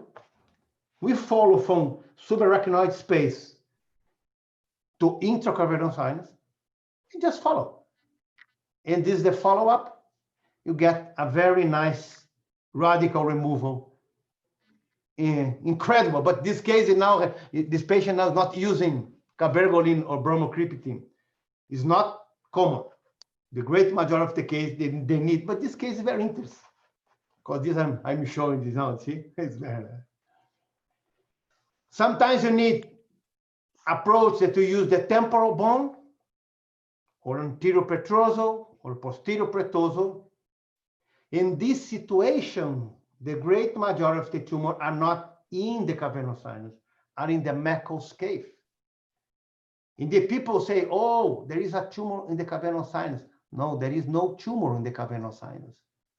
The tumor is coming from outside to inside, from the extracavernous sinus to the intracavernous sinus. What's the trick? Totally liberate the fifth nerve, the trigeminal nerve. Mobilize the trigeminal nerve and follow the money. You can do this. You can come from extra, you come to intra and follow. See, the 5 is come here to this anterior part. Here, there is no invasion of the cavernous sinus in the Meckel's cave. Just follow the anatomy. Is very important in this situation. And you follow the nerve, the 5, the 3rd, the 4, and just follow from outside to inside. There is another situation that the people say, oh, this crazy, difficult. Let's remove the posterior fossa. Let's do a retrosig. Let's leave the small part in the cavernous sinus and give radiation. 99% of the people in the world will do like this. But if you see this MRI, look at what's this here. This is the 5th nerve. It's the trigeminal nerve. It means that the tumor is in the Meckel's cave. And you can come from the posterior fossa. In this case, I did a Petros's approach and work anterior and posterior to sigmoid sinus. It's the beauty of skull-based surgery. You can combine techniques.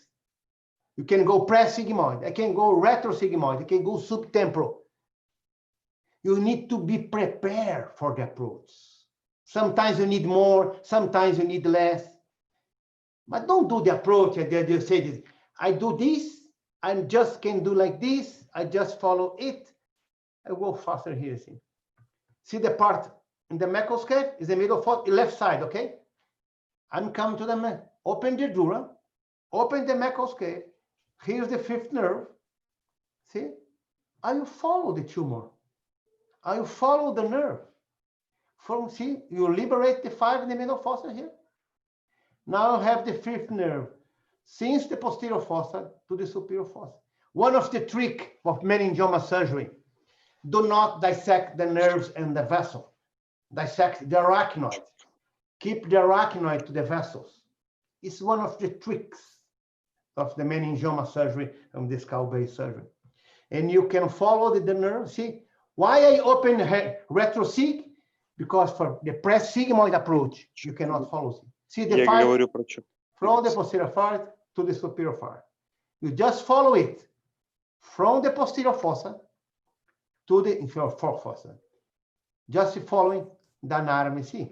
In the pre and post, you see, cavernous sinus was not cavernous sinus, pre and post, and preservation of external mobility of the eye.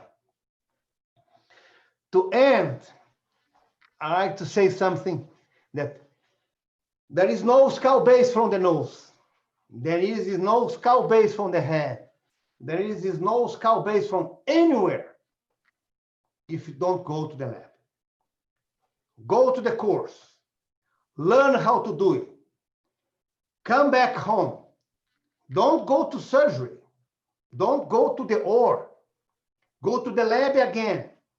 Go to the anatomy department. You know, in the anatomy department, very old cadaver. In Brazil, the cadaver in the anatomy department is very bad. The quality is not good. You cannot see the artery and the vein, blue and red and blue. But the anatomy is the same. If you go to the anatomy department, you are not going there to publish it, to do cases, to give lectures. You go to learn the anatomy. It's the only way to learn skull-based surgery. You go to the lab. I spent almost 3 years in my life, Dr. O'Murphy lab in 93 to 96. During that time, more than 500 neurosurgeons from around the world crossed to Little Rock to learn skull-based surgery. The people that was there, they went to the lab, spent several minutes, hours, day, and maybe years in the lab. Today they are real skull-based surgeons going around 360 around the head. Life is balance. Skull-based is balance. Everything is balance. Do what you believe that's better for your patient. Do what you believe that's the best way to do. Do what's the better you can do it. Thank you very much, and sorry for the very long time. Thank you. Thank you, IP. Thank you, all the participants. Thank you. Thank you, Professor Borba. It was an excellent lecture. Lot of information. Thank you so much, sir. Professor Ipe, do you like to lead the discussion, sir? Well, yeah, I was thinking the discussion would be the most interesting part. So we have experts from not only all around the globe, we have experts from all around the skull base too. So we have open guys, endoscopic guys, dual guys, everything. So there's a lot of excellent surgeons on the panel as well. So Sanford is here, Sabarish is here. I believe Vlad is left, but I don't know if Yuha is here. So Ajit, I can see Ajit here. Ari was here for some time. Bakhtiar is, I can see Bakhtiar here. So there's a lot of people who can come ahead and point out things as well as, you know, have a discussion for some time so that all of us can learn. So maybe I can start off with some questions. That's what I was discussing with Juan today. You know, the dural openings in a cavernous, in the cavernous sinus, one of the most important things is dural openings. So, you know, for example, how do you free the second nerve? How do you free the carotid? How do you free the third nerve? How do you free? Today, Luis was talking about the fifth nerve being the key. How do you free the fifth nerve? How do you combine all these into one dural incision, then go into the posterior fossa? How do you cut the tent? I mean, in a petroclival meningioma, how do you take out a piece of tent?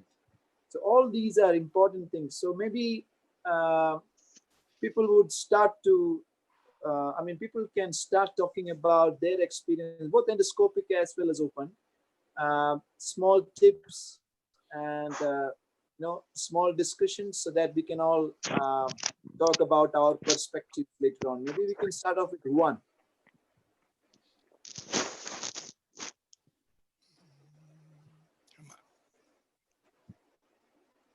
Hold on. You see, you have Dr. Roman here. We have Dr. Lanzino here. We have Sanford here. Hello, Sanford. How are you? I saw your presentation yesterday. I saw your presentation yesterday. It was wonderful. You see the removal of the Petros apex releasing that. Yeah, very nice, very nice. We have Juan Luis Gomez Amador here. Juan Luis, are you here? Juan Luis is from Mexico. He's an excellent skull-based surgeon with many work in the. Hello, yes, sir. I have so many people here that. One of the tricks that I use to liberate the nerves, especially the optic nerve and the fifth nerve, is to liberate before touch. See, if you go to the fifth nerve, how I release the fifth nerve? I remove the Petros apex, see, identify the fifth nerve, see, and go from inside to outside to open the dura and to liberate the foramen, the aperture of the dura that the fifth nerve is crossing. See, but fifth nerve for me is a big problem. You know, the patient wake up with some dizziness. How to say? Dysesthesia. dysesthesia. And sometimes 1 month, 2 months, 3 months, I'm learning a lot with fifth nerve. Now I don't know if there is a coagulation. Some situation we have a very nice arachnoid wall over the fifth nerve that you can see, identify very well. Sometimes the peeling is not so easy. In situation that the peeling is not so easy, the patient wake up with dysesthesia. And I'm fighting with this, the fifth nerve. For the op nerve, I believe that the great majority of the people that has no improvement or short improvement of the vision is because they mobilize the nerve. They try to remove the tumor before opening the falciform ligament. For example, for tuberculous cell meningioma that is superior and lateral, before remove the tumor, I totally free the op nerve, open the falciform ligament. Now you can do work. When you open the falciform ligament, you see that there is one area that was the nerve was damaged. See, it's very important to before touch to free totally the nerve. I think this is the trick. See, and for me, in the superior orbital fissure is the big problem because the three nerves are together. You can preserve anatomically, but the vascularity you lose. I respect a lot the superior orbital fissure in the lateral wall. See? Okay? I spoke too much. Do you drill and open the superior orbital? Do you drill and open the superior orbital fissure completely, Luis? Oh, I open the dura. I do the peeling. Okay, I remove the bone totally, to free totally. Bone and dura, not nerves, not separate the nerves. Dura and bone, totally the lateral wall, totally the anterior clinoid, peeling of the dura, but not separate the nerves. When I try to separate the nerves, I'm talking about meningiomas, okay? Talk about meningiomas. The other tumors is okay. They give you the space for you. You just follow it. Meningioma is the big problem. The big problem. When I do this, I prefer to leave a small piece there and follow it. In very interest, very rare this tumor grow. Maybe you cut the vascularization, maybe I wait. If the tumor start to grow, I give radiosurgery. But if the tumor is quiet, I wait. I never use radiosurgery in advance. The problem I don't know is this today, the people say that also in pituitary, that you cannot go on the cavernous sinus, you don't need to go to the cavernous sinus, it's very dangerous to go to the cavernous sinus. But they give radiation. It's worse. You are killing the gland, you are killing the nerve. Not in that time, but it's a matter of time. See? Yeah, It's we must like, bring together all these. Somebody has to talk. Just me are talking. Juan has to talk. Where is Juan Luis? We have two Juan here. Juan Luis and Juan Carlos. Where is Juan Luis? Miranda. Juan Miranda is here. Vinod, Juan Miranda is here. Yes, sir. He's here. Yes. Yeah. I'm here. Juan Luis, watching Luis. Juan Luis Gomez Amador also is here. So no, I agree. A couple of points. So first, understanding the dural layers is so important for cavernous sinus. Cavernous sinus is a dural base structure. So understanding the dura, the attachments, how things go in and out of the cavernous sinus is the key. From open, from endonasal. That is, and it's not easy. is actually not easy. It takes, as Luis said, a lot of time going to the lab, doing dissections and watching surgeons, masters, and then doing it yourself. It takes a lot of time and work. Second about radiation, and I agree with you, Luis. I mean, I'm very conservative with radiation, and I'm very aggressive with surgery. I don't like to radiate up front, and I see, you know, a lot of problems that all of you see when you radiate tumors too much, and you have to reoperate on tumors that have been operated 3 times, radiated 3 times, and a lot of complications happening. So I leave radiation for last.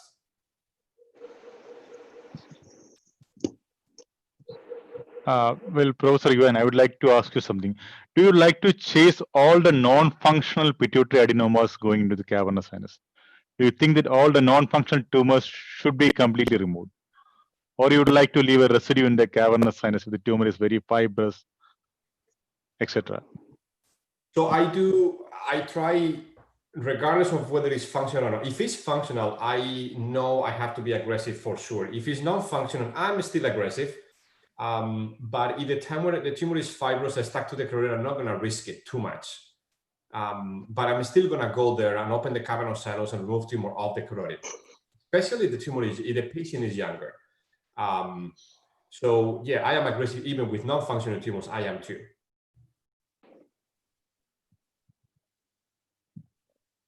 We have here Dr. Juan Luis Gomez Amador, IP. Juan Luis is from Mexico, from National Institute of Mexico. He was a great neurosurgeon, great experience. He does a lot of endoscope. He does open. And IP, he's a little bit crazy, you know. He removed a cavernoma through the brainstem through the nose. But he's good. He's good. Juan Luis, go ahead, please. Okay, please let him have his view, please.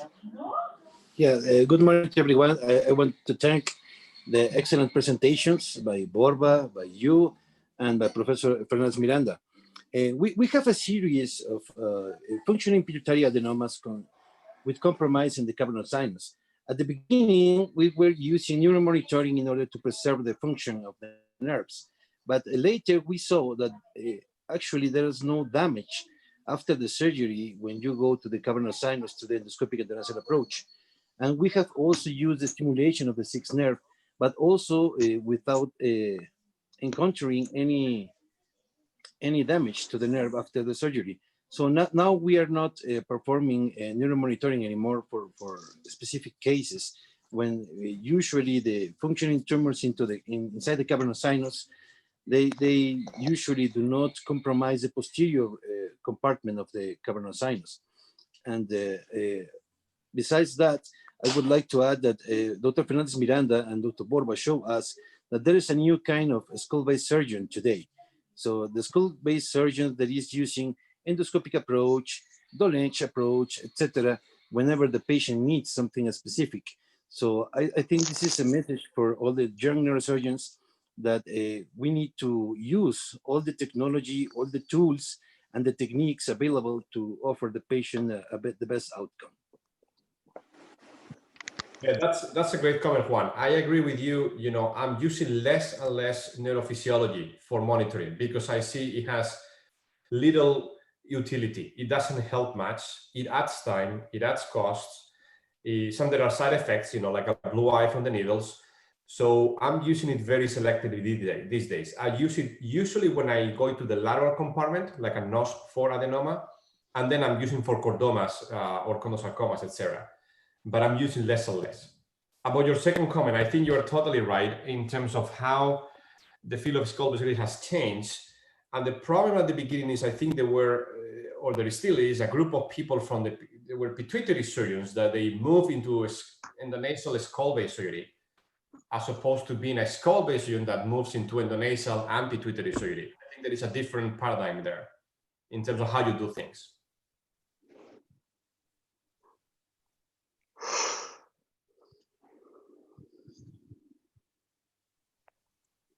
I see Dr. Sanford here. Sanford? IP Sanford from Taiwan. He's a very experienced. Go ahead. Yeah, thank you for your excellent speech. I totally agree with you about the concept. And for me, actually, I think for most pathology surrounding the cavernous sinus, the trigeminal nerve is really the center of the pathology. So nowadays, I preferred at the beginning, I open the macroscope so that I can mobilize the trigeminal nerve.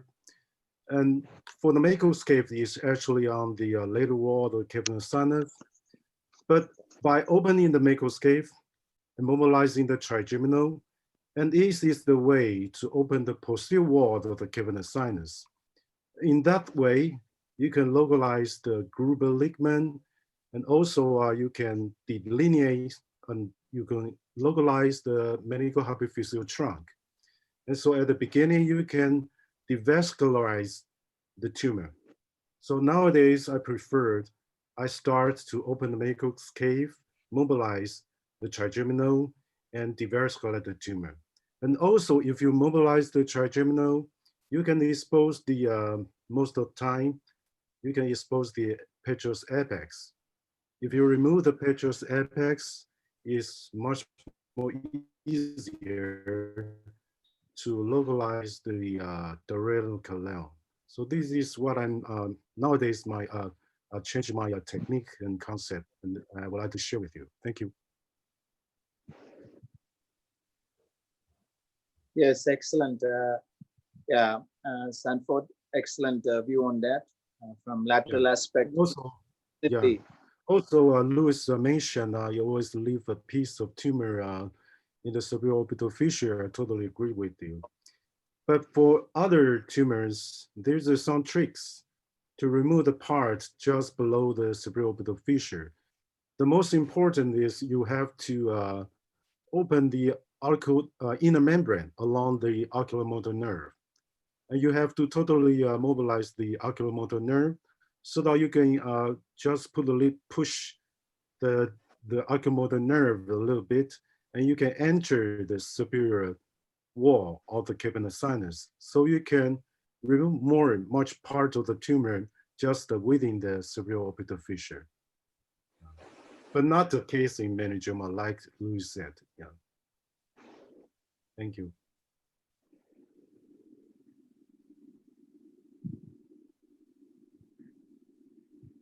Yeah, one of the questions we've had is how do you, is a private question, so how do you manage the superior petrosal sinus bleeding when you free the macroscope? Anybody want to answer that? Yes, I opened the macroscope. Actually, I will cut the dura at the temporal base so that I can expose the tentorium. And then I cut the macroscope, then I follow the tentorium. I cut the tentorium to widely open the aperture of the macroscope. Then I extend the incision of the tentorium towards the incisura medially and towards the superior petrosal sinus laterally. But it's only after you remove the anterior petrous. So when you reach the superior petrous sinus, I can put two hemoclip just to ligate the sinus, and I go further the incision down to the posterior fossa. In this way, I can totally open the space to the prepounding space and the posterior fossa. Yes, excellent. No, when you open the dura in the posterior fossa, open the base of the, we talk about the anterior petrosal approach now. No? Yeah. You open the dura in the posterior fossa, you open the posterior in the middle fossa, in the middle will be the superior petrosal sinus. In the way that you can cut, can coagulate, can do whatever you want. You can put clippers in. But one trick you should never use.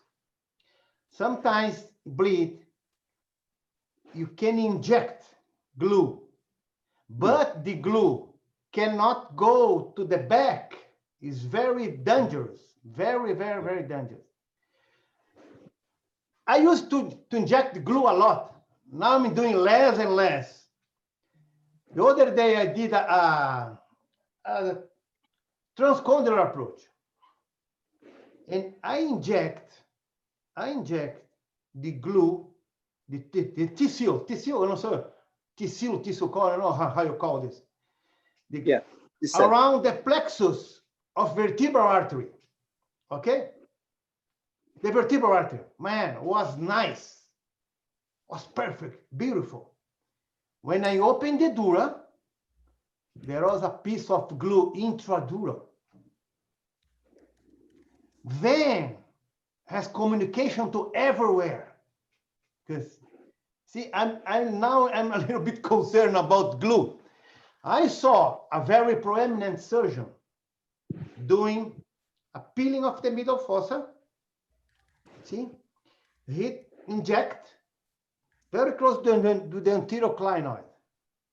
When he opened the dura, there was a big piece of glue filling the superior temporal artery, superior temporal vein, in the sylvian fissure, completely full. Because this glue is dangerous, it's dangerous. I know that the people use a lot. I'm saying the people use a lot.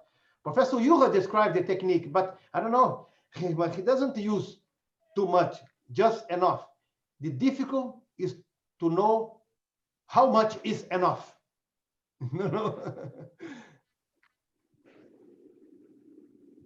Go ahead, Ike. Yeah, so the superior petrosal sinus is one place I would never ever use the glue, as you said, which you rightly said. That can give rise to really disastrous complications. But earlier we used to use the hemoclip, but now there is no need for the hemoclip. We always bipolar cut, bipolar cut, bipolar. That's more than enough.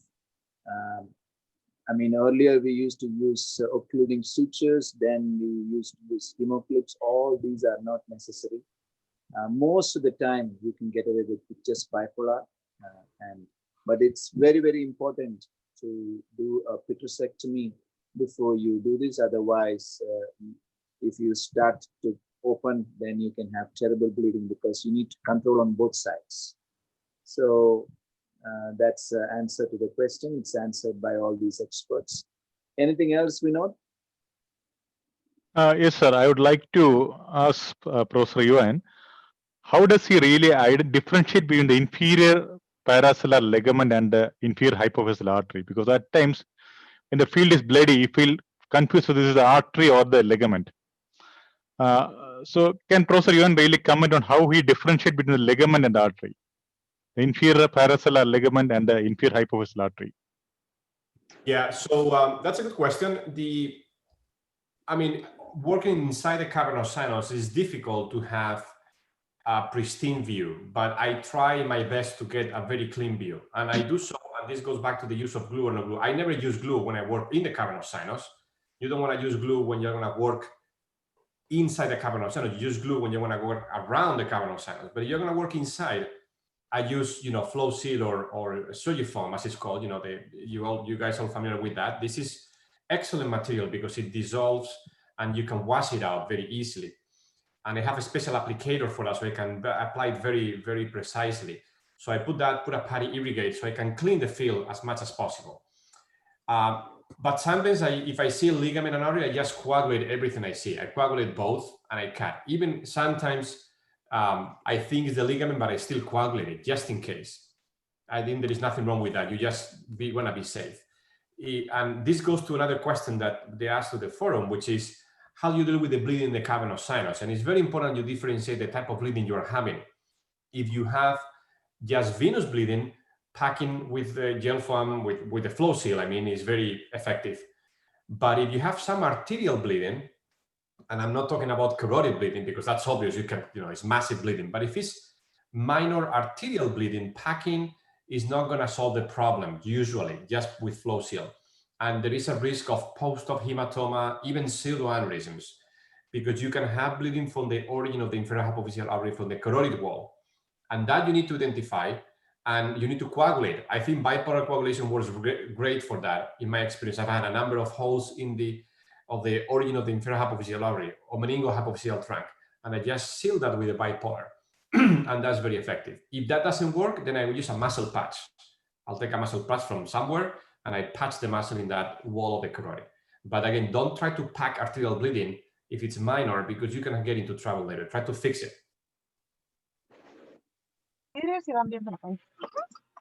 Well, Professor Yuan, I think I would like to ask you one another question. What do you advise the young pituitary surgeons to start with cavernous sinus? You advise them to go first in the superior compartment and then to, is there some protocol like that? Okay, that's a good question too. If you don't have experience, I think the superior compartment is the safest to work, because it's the safer to access. You go above the carotid, and because the third nerve is usually protected, it is protected by a dural membrane, unless the tumor has broken through that membrane, which is not common. So it's very safe, and you can be aggressive with the suction, and the third nerve is going to be fine most of the time. Now, working in the posterior compartment is more tricky. First, because you need better exposure. You need to expose the vertical carotid as it enters the cavernous sinus so you can move it carefully. And you can find the meningohypophyseal trunk, you can find the sixth nerve, which is not protected there. And you have more venous bleeding because the inferior petrosal sinus opens there, also the superior petrosal sinus. So it's more tricky. And then next is the inferior compartment is even more risky because you have to open the anterior wall, work below the gene of the carotid. You're getting the sixth nerve just lateral to it. So there's a high risk of sixth nerve pulse in that area. So I would go superior, posterior, inferior, and then lateral if you want to go in that order. No, but is it more difficult to control the bleeding from the venous confluence than from the cavernous sinus? It's more brisk. I don't think it's difficult. You just pack it with your flow seal. Another trick I use that is very simple is just use reverse Trendelenburg. Just elevate the head of the patient, and that decreases the venous flow. And actually, it really helps controlling bleeding. For this, I use a special bed that allows you to put the bed 40 centimeters from the floor. So when I do reverse T, I can still be comfortable operating with my hands in 90 degrees. So ergonomics in the OR are also very important, as you all know. So I use a special bed for that, allowed to do reverse Trendelenburg, very important. Thank you. Thank you. We have Savarish as well as Roman Bojniak from Ljubljana. Roman is the director at Ljubljana. I've been there. It's a beautiful, beautiful city. And Roman does some really world-class endoscopic work. So he's got a lot of publications on endoscopic work. So Roman, would you like to say something? Yes, of course. I must just want to. So we here, yes. First of all, I would like to say that this is amazing lectures, and they saw that there is a space for cavernous sinus surgery still going on. So I would stress that I never needed, or I never had the need to perform orbitozygomatical trepanation. So all the surgeries we were doing transcranially, they are possible with pterional. And I agree with the exposure of the superior orbital fissure is not suitable, and it is concerned with high morbidity. But I was very happy to see this endonasal part, that it is, like it is also my opinion, that it has very, very little cranial nerve morbidity. So here I would stress that maybe there is one thing to stress about the sixth nerve, and this is that the six nerves, which comes from the lateral aspect of paraclival carotid, it is generally tethered by the sympathetic nerves. So if you work very much on the lateral inferior aspect, you can in fact pull the sixth nerve through these sympathetic nerves who are coming from the carotid adventitia. And maybe I was happy that Dr. Fernandez mentioned that Know's grade is not useful exactly about predicting invasion completely, because it does say nothing about anterior and posterior compartments. So it is just one, how to say, cross section, which is in coronal plane, but nothing say what is anterior, what is posterior to the horizontal part. So we were always checking from all perspectives when we were doing planning. And for the lateral mobilization, it should be mentioned that this proximal ring. Excuse me, Roman. Roman, you're not showing anything. We're not seeing anything. You would like to show something, yeah? Oh, I thought you. Are you trying to share something now? I can, yes. Oh, I didn't know if you were or not. I wasn't sure. Yeah, just a moment. Okay.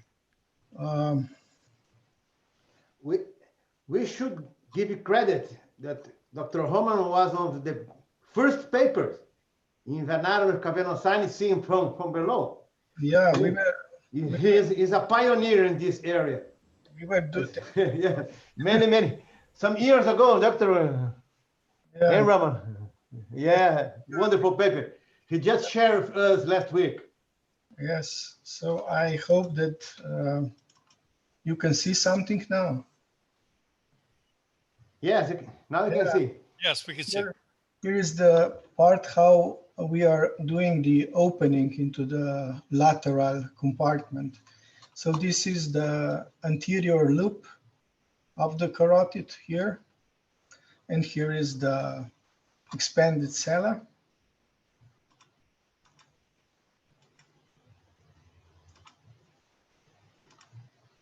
Oh. Are we here again? I don't know if you hear me again. Can hear you. Yes, we can hear you. Okay. We can hear you. So we are doing this bluntly, but it's going very slowly.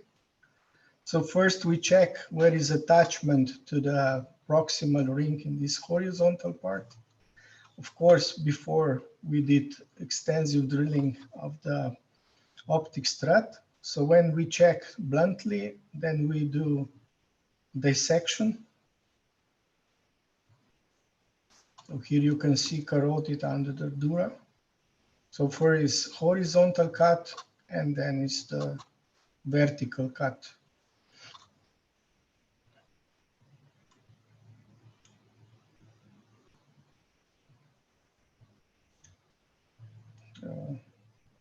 I'm sorry that this is not going so fast. So now you see the vertical cut we will do, but first we do blunt checking, and we are already on the lateral side. So now it is the straight cut in the direction of the optic strut, which was drilled off. So in this way, we completely dissect the dural ring, proximal dural ring, from the anterolateral way. And in this direction, you can see that carotid can be mobilized. So here we see the tumor on the lateral aspect of the carotid.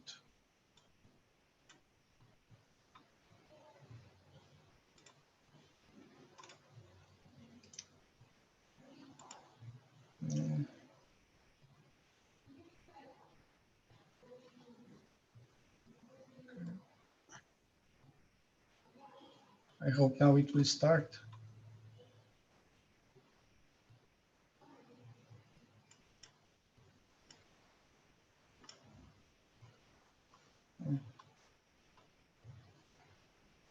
So it's not going fluently, but now maybe this is the part. So as you see, we did start with the paracellular dissection, the lateral side. So we do not remove the majority of the tumor first. And So when we enter the adenoma, it can be removed by a piecemeal. I hope I could show you this one. So now we do mobilization, in fact, medialization of the anterior loop. And here you see the adenoma. So here, one of the main obstacles would be that if we would work too hard with the aspirator. So we are doing this gently and we are not pushing anteriorly. So we are sucking the tumor toward the aspirator, because what is in front is the oculomotor nerve, which is not protected here. So you see that I cut the rest, one piece of the ligament. And after continuing, so we make quite good emptying.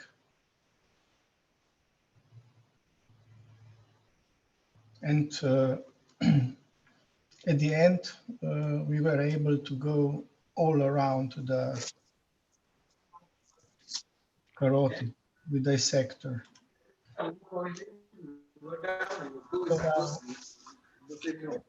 now you can see how organize this very well. So, and here what we will see a little whitish, this will be the oculomotor and below. But we are never touching it with the aspirator. And what is most important is that the aspirator must not be drilled and sharp. So one of my carotid injury was because the aspirator was sharp once, because we are not using this single-used. So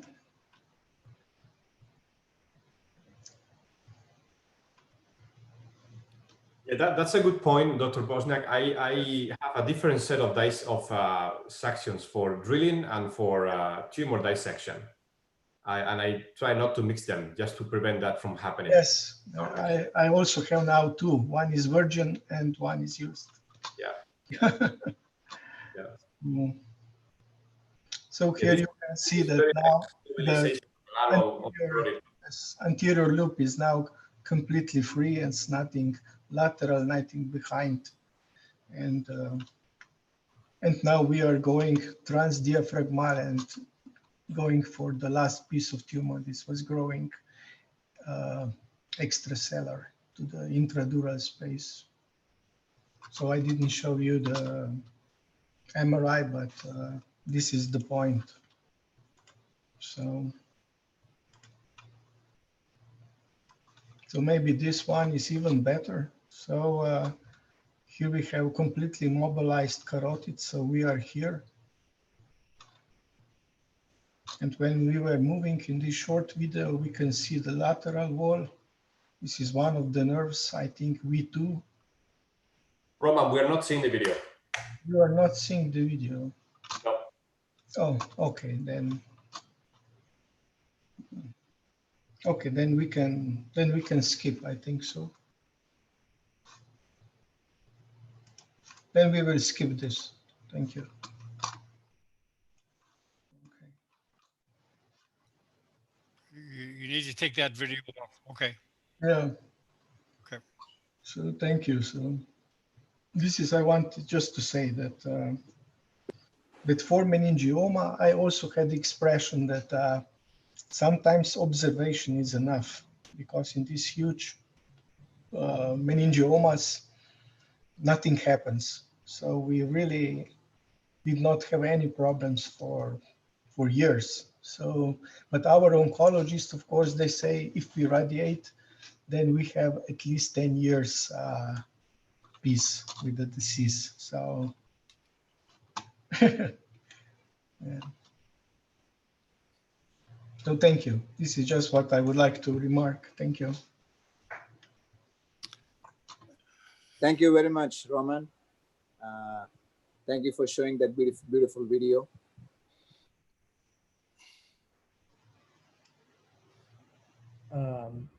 I would like to say a couple of things.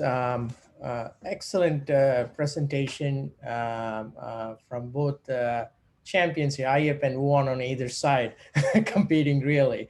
My exposure is mainly open. I don't do a lot of endoscopic in the cavernous sinus, but most of my exposure is managing the carotid around the paraclinoid region and aneurysm surgery around the paraclinoid region. And I initially used to do a lot of intradural tailored clinoidectomy. And I've slowly realized that more and more I do extradural complete anterior clinoidectomy and expose the clinoidal carotid there so that you have proximal control before you can get to the aneurysm. I think that's much safer. I would like to insist on that because, you know, it's much safer than having everything in the arachnoid space open and trying to drill down your carotid. It's much safer to do the clinoidectomy completely extradural and mobilize the optic nerve before you get intradural to do even tumors, aneurysms, whatever in the paraclinoid region. The second thing is Ayep was telling the drilling of the posterior clinoid. I think it's one of the most dangerous and precise drilling you have to do in the subarachnoid space because you're around two vessels and a nerve. And I think using the bone sonopet has made it much safer because you don't have a rotating drill bit. And that is something that I think we should say it's better to use a bone sonopet than use a drill. Proximal carotid aneurysms, you know, especially superior hypophyseal, even PCOMs, there are a lot of PCOMs, then you cannot get a proximal control. I think doing a good extradural anterior clinoidectomy and opening the dura, having clinoidal proximal control gives you significant access. Petroclival tumor, similarly, I think when you come around the petroclival tumor, you have a lot of the petroclival tumors actually come in the front, enlarging the Meckel's cave, coming near the carotid artery, sometimes come multi-compartmental through the superior orbital fissure, encasing the carotid. So you get good vascular control. And similarly, you can dissect your PCAs away once you cut your tent and you can get all your vascular exposure so that now you know what are all the safe things and then you're just having the castle of the tumor to dissect. So I think transcavernous approach with an extradural clinoidectomy is a workhorse for skull-base surgery. And I think we all need to master that very well to get to majority of the skull-base pathology.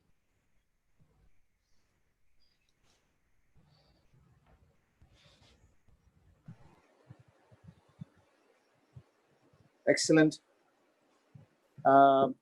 Vinod, you can go ahead and decide as to what should be done next, please. So actually, the next lecture is on September 6th. That's on Petrus Apex.